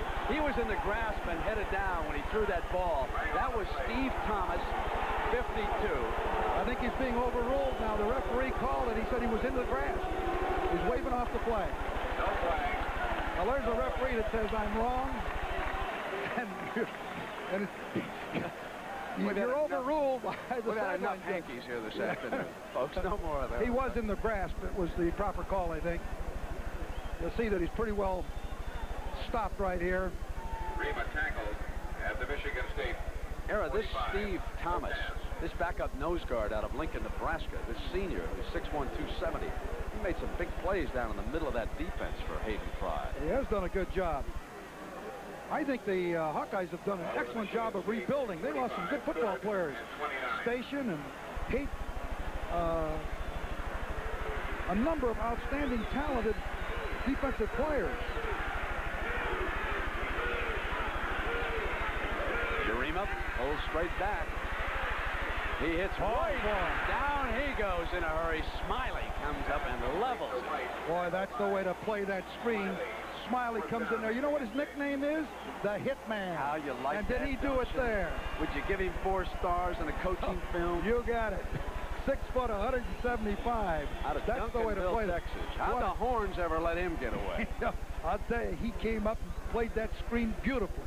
Now it'll be Montgomery again. We're in the 4th quarter. It's 21-14. The Hawkeyes lead the Spartans. And there's Marciano. He delivered one blow the last time out. Hangs one high and deep, and Marciano will let this one roll on into the end zone. It'll be a touchback. Tom Paholski and the Hawkeyes will come back at the 20, and we'll return in a moment. This is the dawn of a new day for the station wagon. Introducing the all-new 1987 Toyota Camry wagon. Camry now combines the wide-open spaces of a wagon, the passing power of a new 16-valve fuel-efficient engine, and the Toyota quality that has made Camry the most trouble-free new car, domestic or import, sold in America.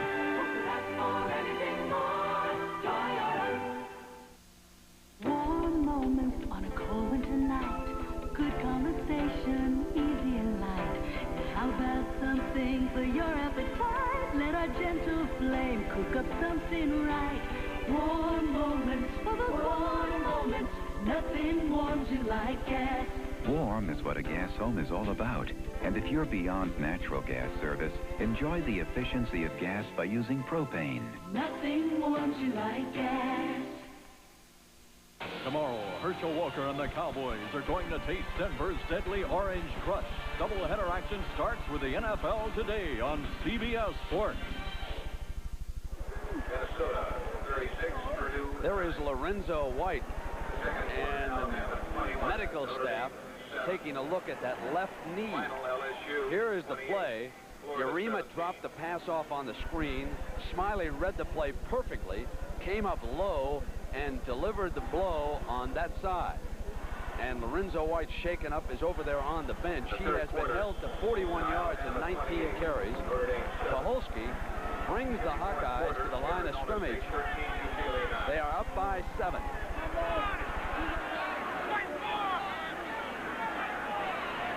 He checks off at the line.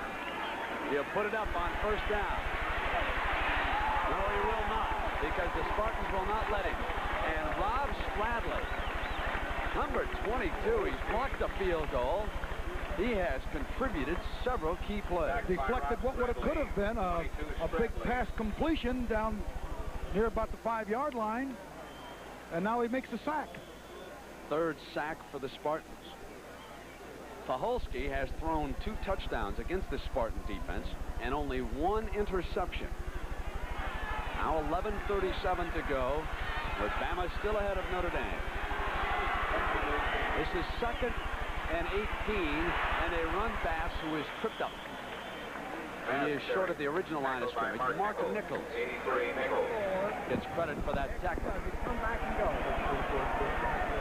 They got to come back and go on this 3rd down play here. I think I heard Hayden. That's exactly what he said, Coach. Come back and go. Maybe going for the big one here instead of the 1st down. Going to fake the comeback and then turn upfield. Let's see what happens here.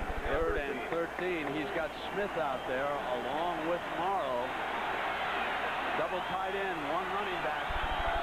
They're coming up on top. They fell down on the far side. And down he goes. Incomplete pass. Joe Bergen, number 45, slammed into him. Did the receiver slip, Aaron? Yes, he slipped. He ran the out pattern and then tried to turn up and slipped and fell, and there was no one to throw to.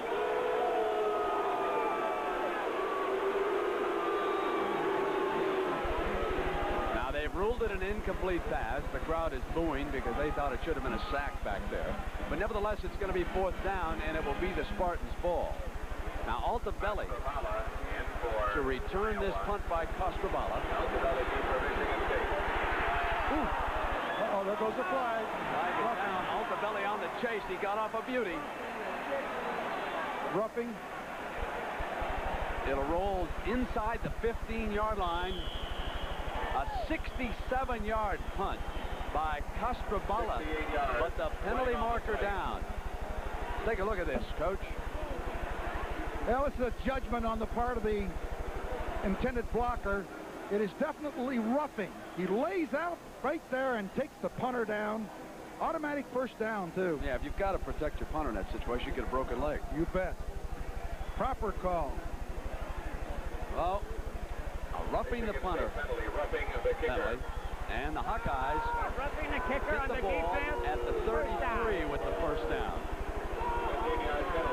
First down, Iowa. Hey, Era, turn the lights on. It's getting a little dark here. Listen, I stopped the rain for you earlier. What else you want today? Well, can't you make lights appear in this stadium? This place is getting as dark as Wrigley Field. It is. It's dark. In fact, I think there are more lights at Wrigley Field, come to think of it. 10:33, 21-14. Iowa with the ball in the lead. Penalties very costly to the Spartans in the second half particularly.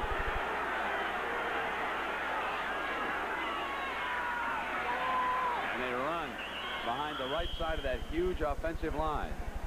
They make Tim Moore, the linebacker, make the stop on Bayless. But a good run by the halfback. He squeezes 7 yards out of that hole.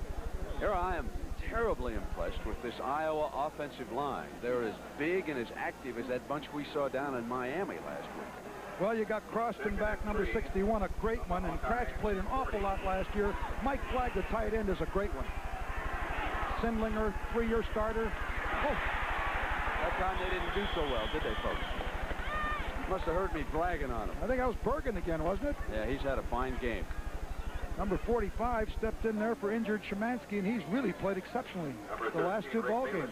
Dresses like somebody out of Auburn or Alabama. That's that naval look. 45 on the stop. We're in Spartan Stadium in East Lansing, Michigan. 9:30 to go here.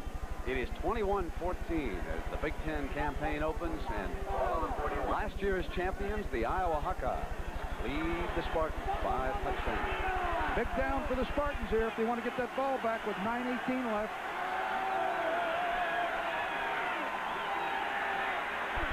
Paholski, and diving catch that time by Smith.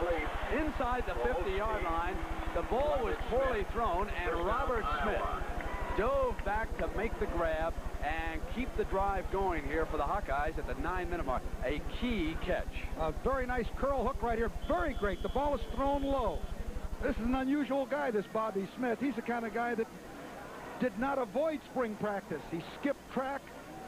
Now watch this offensive line. Big Herb Wester, he's 6'8" out of New Hampshire. Kratz, 6'4" out of New Jersey. There's Sendlinger out of Iowa. Gamble's out of Michigan. Croston's out of Iowa. 8:45. Back comes Paholski over the middle to the tight end.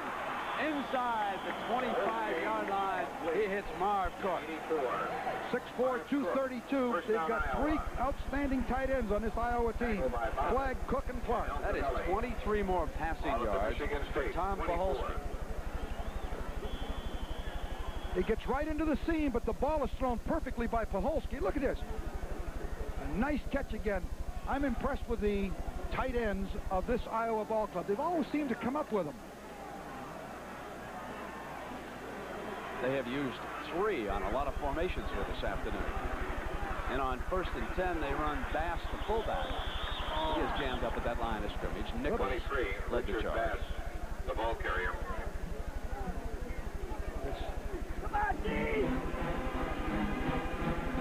Tackled by 22 Stradley and 83 Nichols. You can see here, right here, is the seams between these defenders here in the zone. They're splitting those, and they're running perfect routes. You can see the receiver here that is open. He's going to be open with the perfect throw. Here he's open. This is what you call when you see these seams between the zone defenders, the linebackers and the deep secondary. Paholski may try to find one here again, Era. 2nd and 10, and whistle sounds for the timeout, and that's the second timeout that Hayden Fry has used. He's got one left. We'll be right back at the 7:38 mark. It's 21-14 Hawkeyes. To break free. To reach new heights. To accept the challenge. To master a more demanding world. Feel the pride. Show the world your U.S. Navy. Live the adventure. Call 1-800-327-NAVY. When it comes to painting, it's very important to end up in the right place. True Value Hardware Stores. That's where you'll find the Wagner Power Roller Kit for just $74.99. And Mako Liquid Nails Construction Adhesive for only $1.19. This sturdy, rich 6-foot wood step ladder is only $16.88. And a Red Devil Lifetime Siliconized Caulk for just $1.50 is free after your $1.50 mail-in rebate coupon from most True Value Hardware Stores and home centers. Today's small cars are tougher than ever on oil. Their high-compression engines not only rev high, they can run hotter than regular small car engines. Their searing heat can begin to break down an oil immediately. That's why there's Castrol, the only leading motor oil that in every grade provides maximum protection against viscosity and thermal breakdown. So use Castrol before your engine does something to get you heated up. Castrol, engineered for today's smaller cars. Well, there have been some great moments in this series and also some others around the Big Ten. Do you remember 1984, Illinois and Ohio State? The Illini were all over the Buckeyes until Keith Byers ran right out of his shoes. They turned it loose for the Buckeyes, scored the touchdown that started them on the comeback trail. It was 24-7, and Byers had a promise for our cameraman. We're coming back. And indeed they were coming back all the way with darkness closing in Columbus. It was Byers swinging to the outside and scoring the touchdown that gave the Buckeyes the victory over the Fighting Illini. And now this afternoon, those same two teams hooked it up in Columbus, and the Buckeyes came through 14-0, the final score. So the Buckeyes win 3 in a row at home. Oh, Bass just rolled out of that tackle and got to the outside. How'd that little Don Nottingham-type player bust that tackle? Look, and that was John Buddy that I think that he avoided. I mean, that's from a family that knows how to play the game. I mean, Buddy's father's been teaching him how to tackle and block since he was a little one, you know, and that little guy just rolled right out. John Madden liked that little guy. Yeah. Here it is. 3rd down and 10. Look at that, Era. That's unbelievable in this second half. What a job that Iowa defense has done. Incredible. 3rd and 10. Paholski moving Bass, and that's it. They run out of timeouts with 6:56 to go. Ooh, that could be trouble. The Hawkeye use their last timeout, and Hayden is very upset with his offensive coordinators. In no uncertain terms, he says, we wasted a timeout and we should not have. Balance. It is stability based on planned diversity. Rockwell International's continuous growth results from a balance of businesses. Outstanding performance in electronics, aerospace, automotive, industrial automation, and general industries. Rockwell International, down-to-earth management and opportunities as limitless as space. For every man who wears brute deodorant, there's a woman who'll be glad he did. Because a man who wears Brute deodorant is nice to be close to, and nobody knows that better than a woman. Only Brute deodorant gives you long-lasting protection with the great smell of Brute. Brute deodorant, cologne, and everything else. Brute. It smells like a man. Great. Designing women on beauty contests. I saw some sort of breastathon at the Olympics. They're Designing Women. Monday on CBS. Era, this final 656 will have a lot of meaning for our video man, Red Berry. He has been at CBS for 36 years, starting in 1950 with the Steve Allen Show. This is his last event for CBS.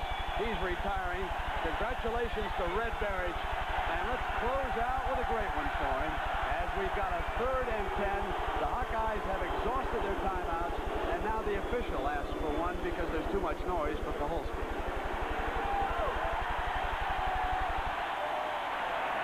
Well, we'll try to get them quieted down so they can hear their signals.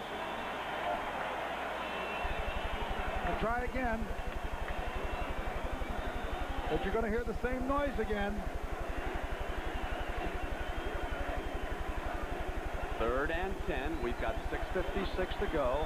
Iowa leading Michigan State 21-14. Game was tied at 14 at the half. The Hawkeyes have dominated the second half, but they've only been able to score one time. They had a field goal block. Here is 3rd and 10. Looks like they're man-to-man coverage. Michigan State.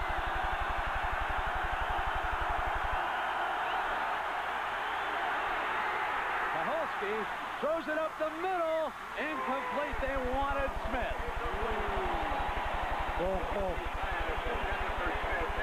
That was Ron Rowe, the nickelback, number 18. They don't like to go man-to-man, but they felt they had to here, and they put the blitz on. They come right in here. You see the blitz coming, and Bobby Smith is isolated one-on-one. Paholski does have just enough time to unload it, and right there you see Rowe step in close to interference there. Looked like he might have made contact just before the ball was there, but no one's complaining, so it must not have been. A big 42-yard field goal attempt by Houtland.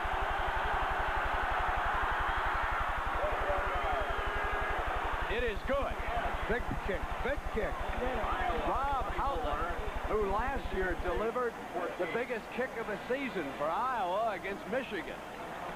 And that confrontation in Iowa City nails a critical one here at the 6:45 mark, and now it's a 10-point lead by the Hawkeyes. Era, the biggest play of this game may have been roughing that kicker. It was a big penalty against the Spartans, and they know when they get that 10th point on, it's going to take 2 scores to tie them or beat them. And you can see Iowa likes what they see. Houtland likes it. He kicked it. He knows it's good. Bradley's not blocking that one. So the Hawkeyes on the road with a 10-point lead over Michigan State. A very important game for both of these teams. For Iowa, it starts them on the right track, perhaps back to a Rose Bowl after losing Chuck Long to the Detroit Lions, Ronnie Harmon to the Buffalo Bills, and Big Mike Haight to the New York Jets. He's been on the injured reserve. He's due to come off this week and join Joe Walton's Jet team. Houtland's the guy that also beat Michigan last year and also beat Purdue in the last 27 seconds in one game and the last minute and 6 in another. He's made big kicks. There's our lineup for tomorrow. Most of you will see Minnesota against Chicago. And then our doubleheader game. And it's a dandy. If you haven't seen the Denver Broncos yet, check them out tomorrow. They get a chance to go all the way this year. Winder and Wilhite are running very hard, and folks have criticized that running game out in Denver, and I'm here to tell you, they looked good last week in some big moments against New England. 24-14 here. It is Iowa that has looked good in all the big moments in the second half. Murphy to kick it off.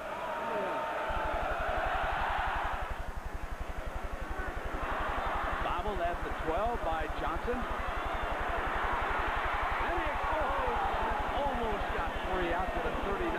George Davis number 37. Gets credit. Now Johnson is staying on the field arrow, which would indicate that White will not return because of that injured leg when Smiley took him down on that screen pass. In the first half, White was held to 33 yards and 15 carries, 8 yards and 4 carries in the second half. What a difference from a year ago. You see, they've got it all on ice there. Urema brings his tight end back off the line and sends him in motion. That's Sargent. Off a play fake, Urema will have to bring him down the field with the pass, and that is Pugh coming out of the backfield. And J.J. Puck, number 32, on the stop for the Hawkeyes. A lot of time in this game when you got receivers like Ingram and Risen. Tackled by J.J. Puck. Excuse me, Brent. Pugh is an excellent receiver coming out of that backfield, subbing in there for Bobby Morris, who has that shoulder problem. He's a tremendous athlete. Well, it's Pugh and Johnson to carry the load in that backfield. Urema with time. Delivers to Risen out of bounds at the 42. A first down. Urema to Risen for 13 yards. We've seen that act in the last 2 weeks more than once. I say you've got great speed at the flanks in Risen and Ingram. And they may go to a three-back guy because Sargent, their tight end, is not basically a receiver, is more of a blocker. Running into that huddle is Mike Sargent. First down at the Iowa 42. Let me welcome those of you who watched the UCLA-Arizona State game. This is Michigan State's Dave Urema, trailing by 10 points. Throwing for the far side, incomplete on a 1st and 10. Pass incomplete. Intended for Ingram. Arizona State beating UCLA for the first time ever, 16-9. Now, Arizona State very aware of this Michigan State team because they defeated them down in Tempe on opening night. Iowa leading the Spartans by 10, 5:51 to go. Iowa just scored 3 on a field goal by Rob Houghton. Urema is 15 of 25 for 185 yards, 2 touchdowns, both to Mark Ingram. On 2nd and 10 off a play fake, over the middle, throwing the control ball to Pugh. He is hammered down. Ken Sims, the left corner, brought him down. Let's get all of you up to date who joined us. It was Urema to Ingram, and Michigan State led 7-0 in the first. Then it was Bass who ran it in for the Hawkeyes, and after Michigan State fumbled the kickoff, Iowa scored on the next play, 2 touchdowns. In 9 seconds, they had the lead.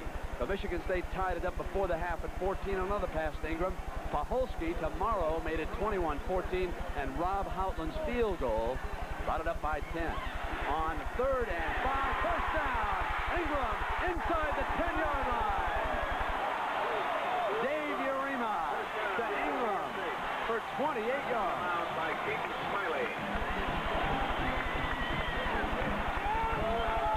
We'll see Ingram on the inside right here, comes down and break into the seam, and Urema hits him right on the number.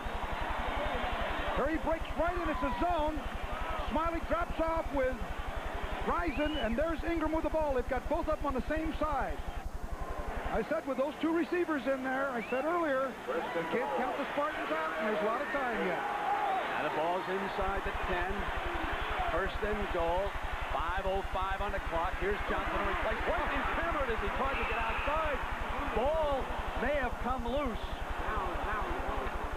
But if it did, they got it back. Oh, as he popped over there on that side. Boy, did they close that seam that looked from this vantage point. There was going to be some yardage made on the play, and it just closed very quickly. It is number 37, White, Davis, that does the job. George Davis. Woo! He's a senior out of Des Moines Dowling High School. He has replaced Larry Station as their top linebacker. He delivers the defensive calls to that huddle. 2nd and goal. George Perlis has sent the play into Urema. Ingram comes in motion. They're going to throw. Under pressure again. Left side Ingram. Touchdown, Michigan State. What a throw under pressure, Brent.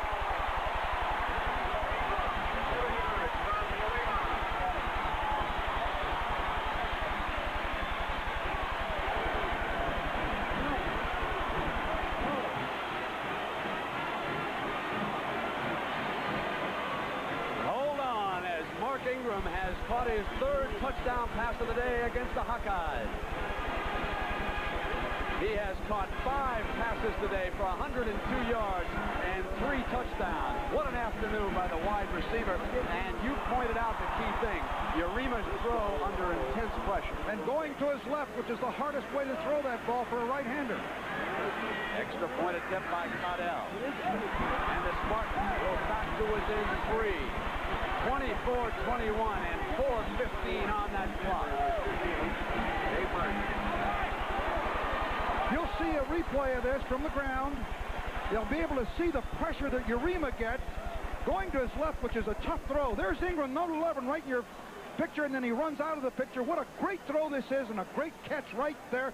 Sims cannot quite get to him. Touchdown for the Spartans. So again on that clock, we've got 4 minutes and 15 seconds. Iowa's ahead by 3, and we'll be right back.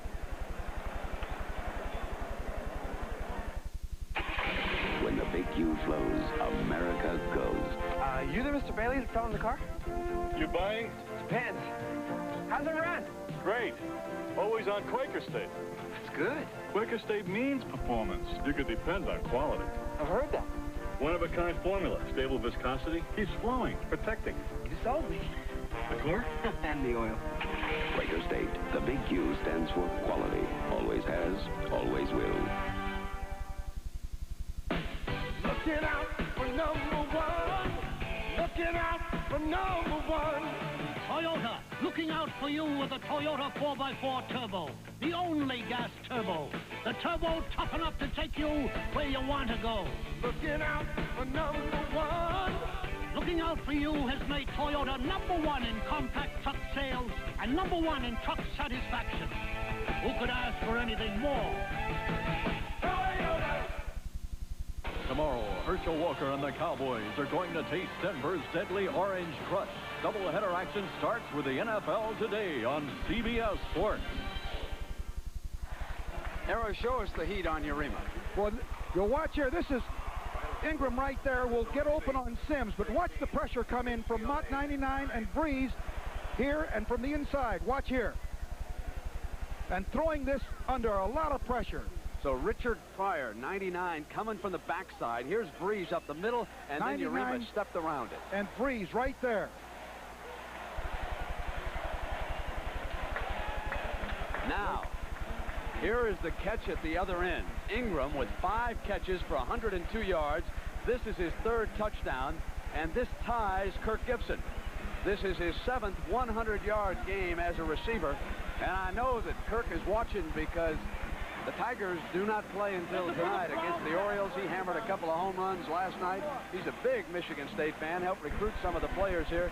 He's probably standing up in his room saying, come on, get the ball back, boys, let's go. He's such an easy-going fella. You know. Now, Dave Urema will check with the assistants. Checks upstairs in the booth. There is one statistic that is absolutely critical to the final 4:15 of this game. Iowa has used up its allotments of timeouts. There are the timeouts remaining in this game. It's going to be tough going for a quarterback in his first start. Now, Iowa expects the possibility of an onside kick. They have pulled up about 9 men. I'm not so sure that they'll go to the onside kick. I wouldn't onside kick it. I'd kick that ball deep. I've got 3 timeouts. I try to put them back on the 20. Robert Smith is the lone deep man. Montgomery to kick it off. They're going to go for the onside? No, they're going to kick it down. Straight down. Just into the end zone, and Smith downs it for the touchback there. For a moment, when it hit that 5-yard line, the way it was spinning, you thought maybe the Spartans have something going.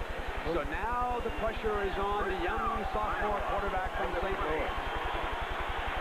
And tomorrow the pressure will be on, well, Doug Flutie. We'll find out if he's going to go to the Green Bay Packers or where his pro future lies on the NFL Today at 12:30 Eastern Time.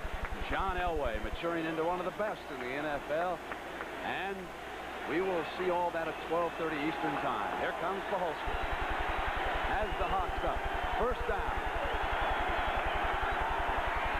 Here's the pitch to Bayless. No room. That was Todd Crum, 35, who led the charge.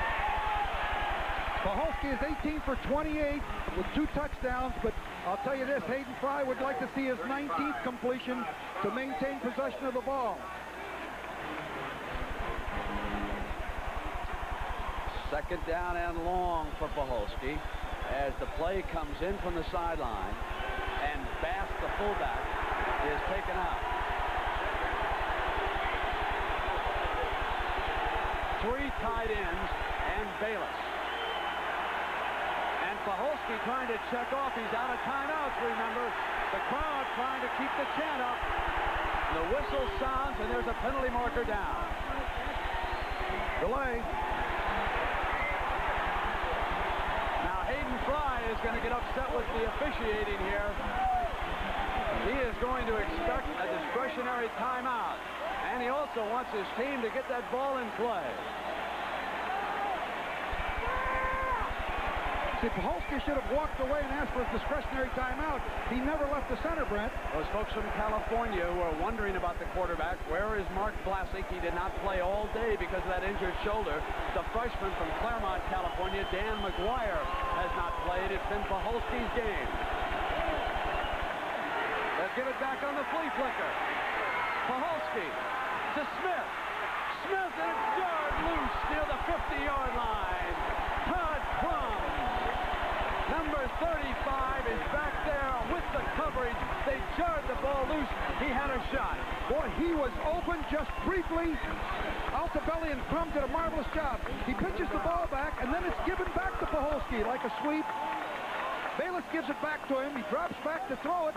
Smith right there is open briefly. You see right there, Crum comes back to the inside. Altobelli hits him just as the ball arrives on the scene. Great defensive play. Crum jars into him, and the happiest man has got to be Gibson. That's who brought him here to Michigan State. It's at the 3:05 mark now. Costaballa is in the game on 3rd down. Iowa will punt the ball away. Quickly hurrying back is Crum. Crum is going after it. On 3rd down, Costaballa punts inside the 20. Now Crum gets back near the 40-yard line before he's brought down. 2:54 to go. A 70-yard punt with a 22-yard return.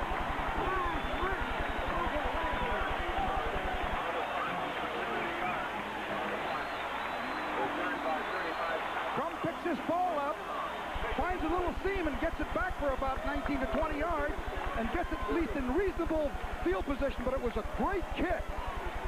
They're at 2:54, 3 timeouts left for the Spartans. Urema quickly brings the play on into the huddle, and here they come to the line of scrimmage. 24-21, Iowa with the lead. The Big Ten season opener. Time for Urema. He's got Risen. Out of bounds on the near side, stops the clock near midfield. Oh, smart move by Risen. Looked like he wanted to go inside to pick up more yardage, saw he didn't have anything, and spun it out of bounds and stopped that clock. Plenty of time. 3 wide receivers being used by George Perlis. He's without Lorenzo White, who is out with a knee injury. And the drive that took them to the score was with the 3 wide receivers. It really has put pressure on the secondary of the Hawkeyes. They leave the ball over here on the near side so they can measure. They bring the sticks all the way across the field for the measurement. And Michigan State gets another break. Short. It is 2nd and inches to go for that 1st down. Urema, 19 of 29 for 236 and 3 touchdowns to Ingram. And now he gets a free shot if he wants it. All 3 timeouts remaining. The ball is at midfield. There are no lights here in Spartan Stadium. It has been dark and overcast all day. Rained hard this morning in Lansing. Let up shortly before kickoff and has not resumed. 3 wide receivers again. Boyer, Ingram, and Risen. Urema straight back, runs out of the pressure and into even more trouble. John Breeze, number 57, and Big Jeff Cross, 76. Big play. I think Urema should have just unloaded the ball. So they'd have third down in a foot or so. Now they've got third down in about 3 or 4.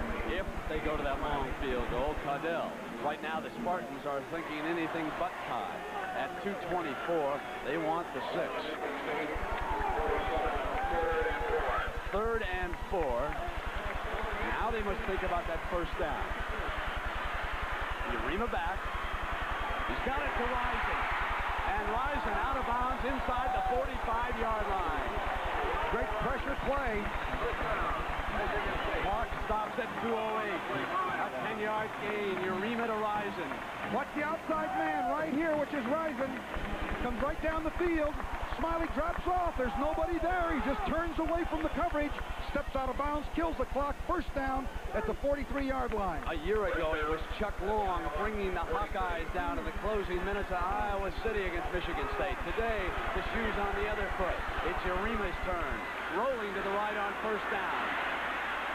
Completed into his fullback. And Hughes out of bounds on the far side. Clock stops at the 2:02. It took 6 seconds to run that one off. 2nd and 5. Hugh right there, breaking to the outside. Urema sees him and takes him, delivers it right there. He takes it out of bounds to kill the clock and picks up about 5 or 6 yards. Urema with the play from the George Perles sideline. 2nd and 5. 3 wide receivers. Ingram is slotted to the left. With Rison on the same side. He'll look the other way. First down. And again, George Davis and Ken Sims converge defensively. And it is the fullback right now for Michigan State who has picked it up. Joe Pugh. 1:57 left. Plenty of time and plenty of timeouts.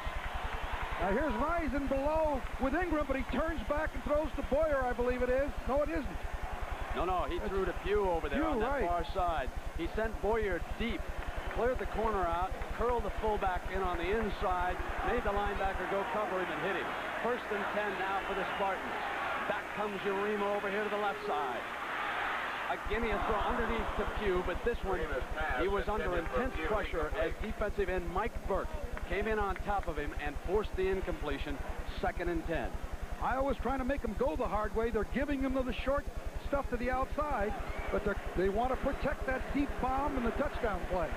Now, George Perles is bringing Urema over to the sideline every time. They're not even using a messenger. They're giving him the play right there.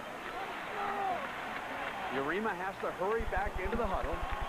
That clock, remember, is running for 25 seconds. He'll get up there at about 10, but he's been doing it all drive long.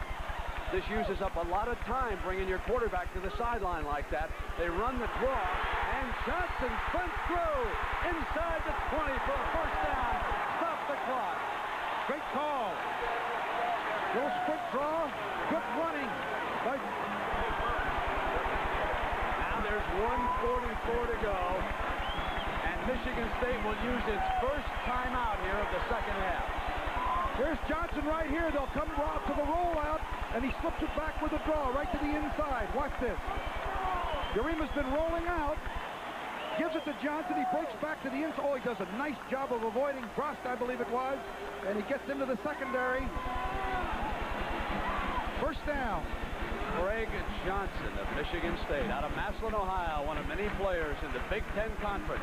Let's take a look at the Big Ten members. Approaching the 21st century with a rich tradition of academic and athletic excellence, the Big Ten Conference today stands as the nation's most respected conference. On the playing field, the Big Ten always leads the nation in attendance, has as many bowl teams as any other conference, and will often have the national statistical leaders. Big Ten basketball success has been equally impressive with its numerous accomplishments in attendance in postseason tournaments.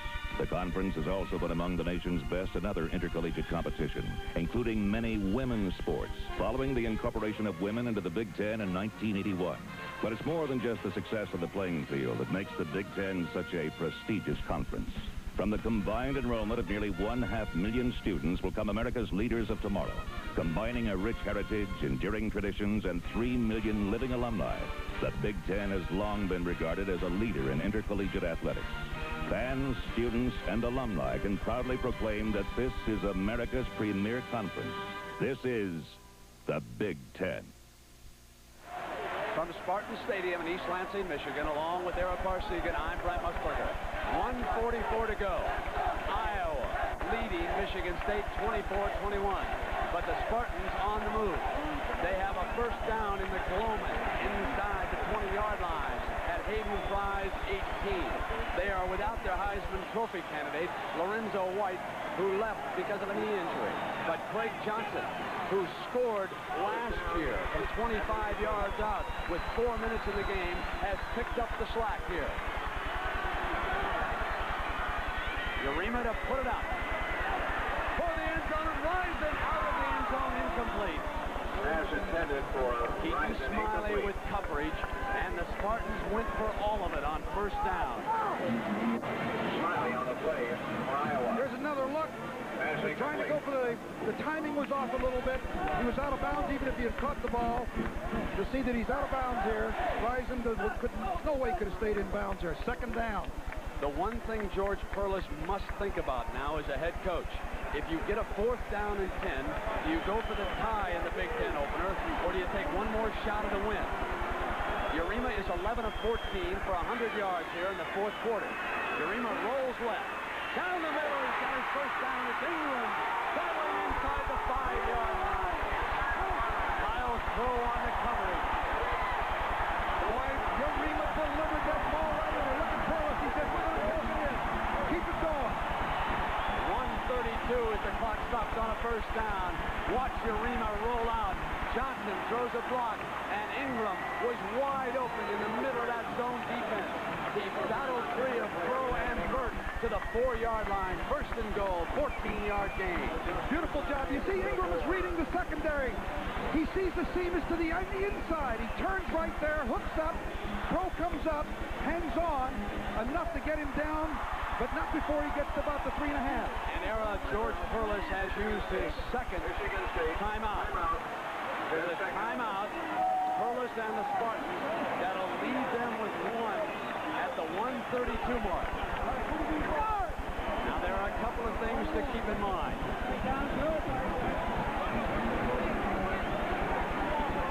Perlis is not letting that quarterback get from far away, Coach. Oh, that's right. I tell you, they've had trouble running the football.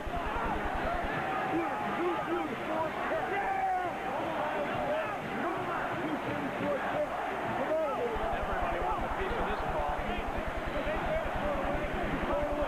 He's got an offensive staff, a head coach. I'm surprised his mother doesn't run down. I mean, look at Hayden Fry. It's kind of lonely over there, man. The problem that I see right here, Brent, is that Michigan State has had difficulty running the football all afternoon. Are they going to try to throw it, or are they going to try to run it? They just have one timeout left with plenty of time, 1:32, with a first down. Now first and goal. Sargent in motion. Urema on the roll. He's going to throw it. Intercepted! Intercepted in the end zone by Iowa.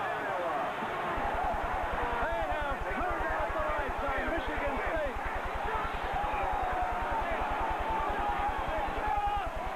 They drive inside the 5-yard line, and then on the roll, number 9, Kenny Sims, comes up with the interception against George Perlis.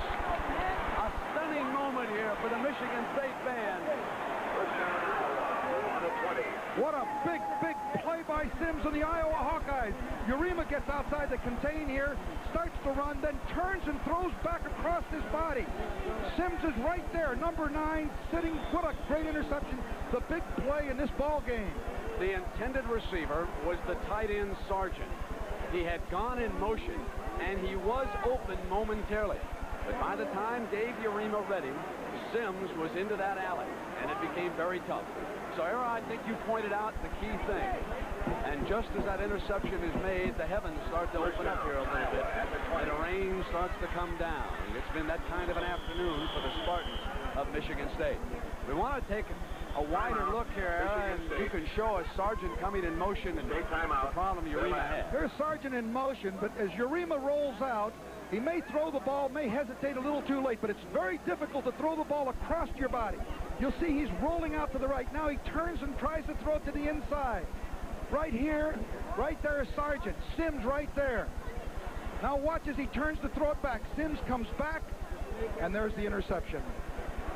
And on the sideline, the man who has restored the football fortunes sees it wind up in the hands of Sims and checks that clock with only 1:20 to go. It's a harsh profession. A year ago, with 27 seconds left to go, Iowa scored on the bootleg on 4th down. This time, they denied Michigan State from getting into the end zone from the 3.5-yard line. And this man here has done a remarkable job. He's right about that. Kill the clock.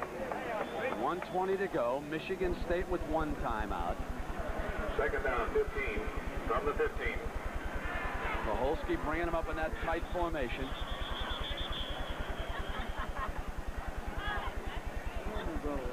.112 left. With the ball for Iowa. Yeah, I said 1. They had taken their last one before that. After the interception, they had taken their last timeout. So they're out of timeouts on both sides. What an emotional conclusion to this Big Ten opener. Fans back in Iowa City have to still be jumping around, Coach, after Sims came down with that interception. What a way to open up this season for the defending Big Ten champions. And they played without Mark Hudson, without Vlasic, their quarterback, although Tucholsky did a tremendous job.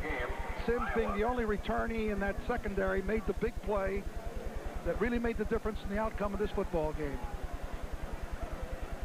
I can't remember a stadium growing any quieter this quicker than what we've experienced here this afternoon. And almost on cue, the rain started to come down. Well, we figured it was going to be a pretty close ball game. A year ago, they put 66 points on the board. This year, they put 44, 45 points on the board.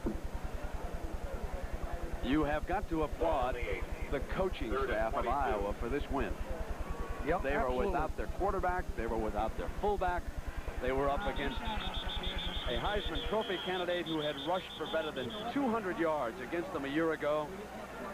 They changed their pursuit on him a little bit today, and it turned out to be a very successful gambit. And the Hawkeyes will head home. And there are many fans who travel with them down there in that far corner. They are on their feet saluting the Hawks. What a tremendous win. It was almost a sensational comeback by Michigan State, but you can see Hayden Fry, you got to be awful happy to come in on the road without a number of key players that were injured. So Holtland will kick off. He's from Glenville, Illinois. He can also do some punting.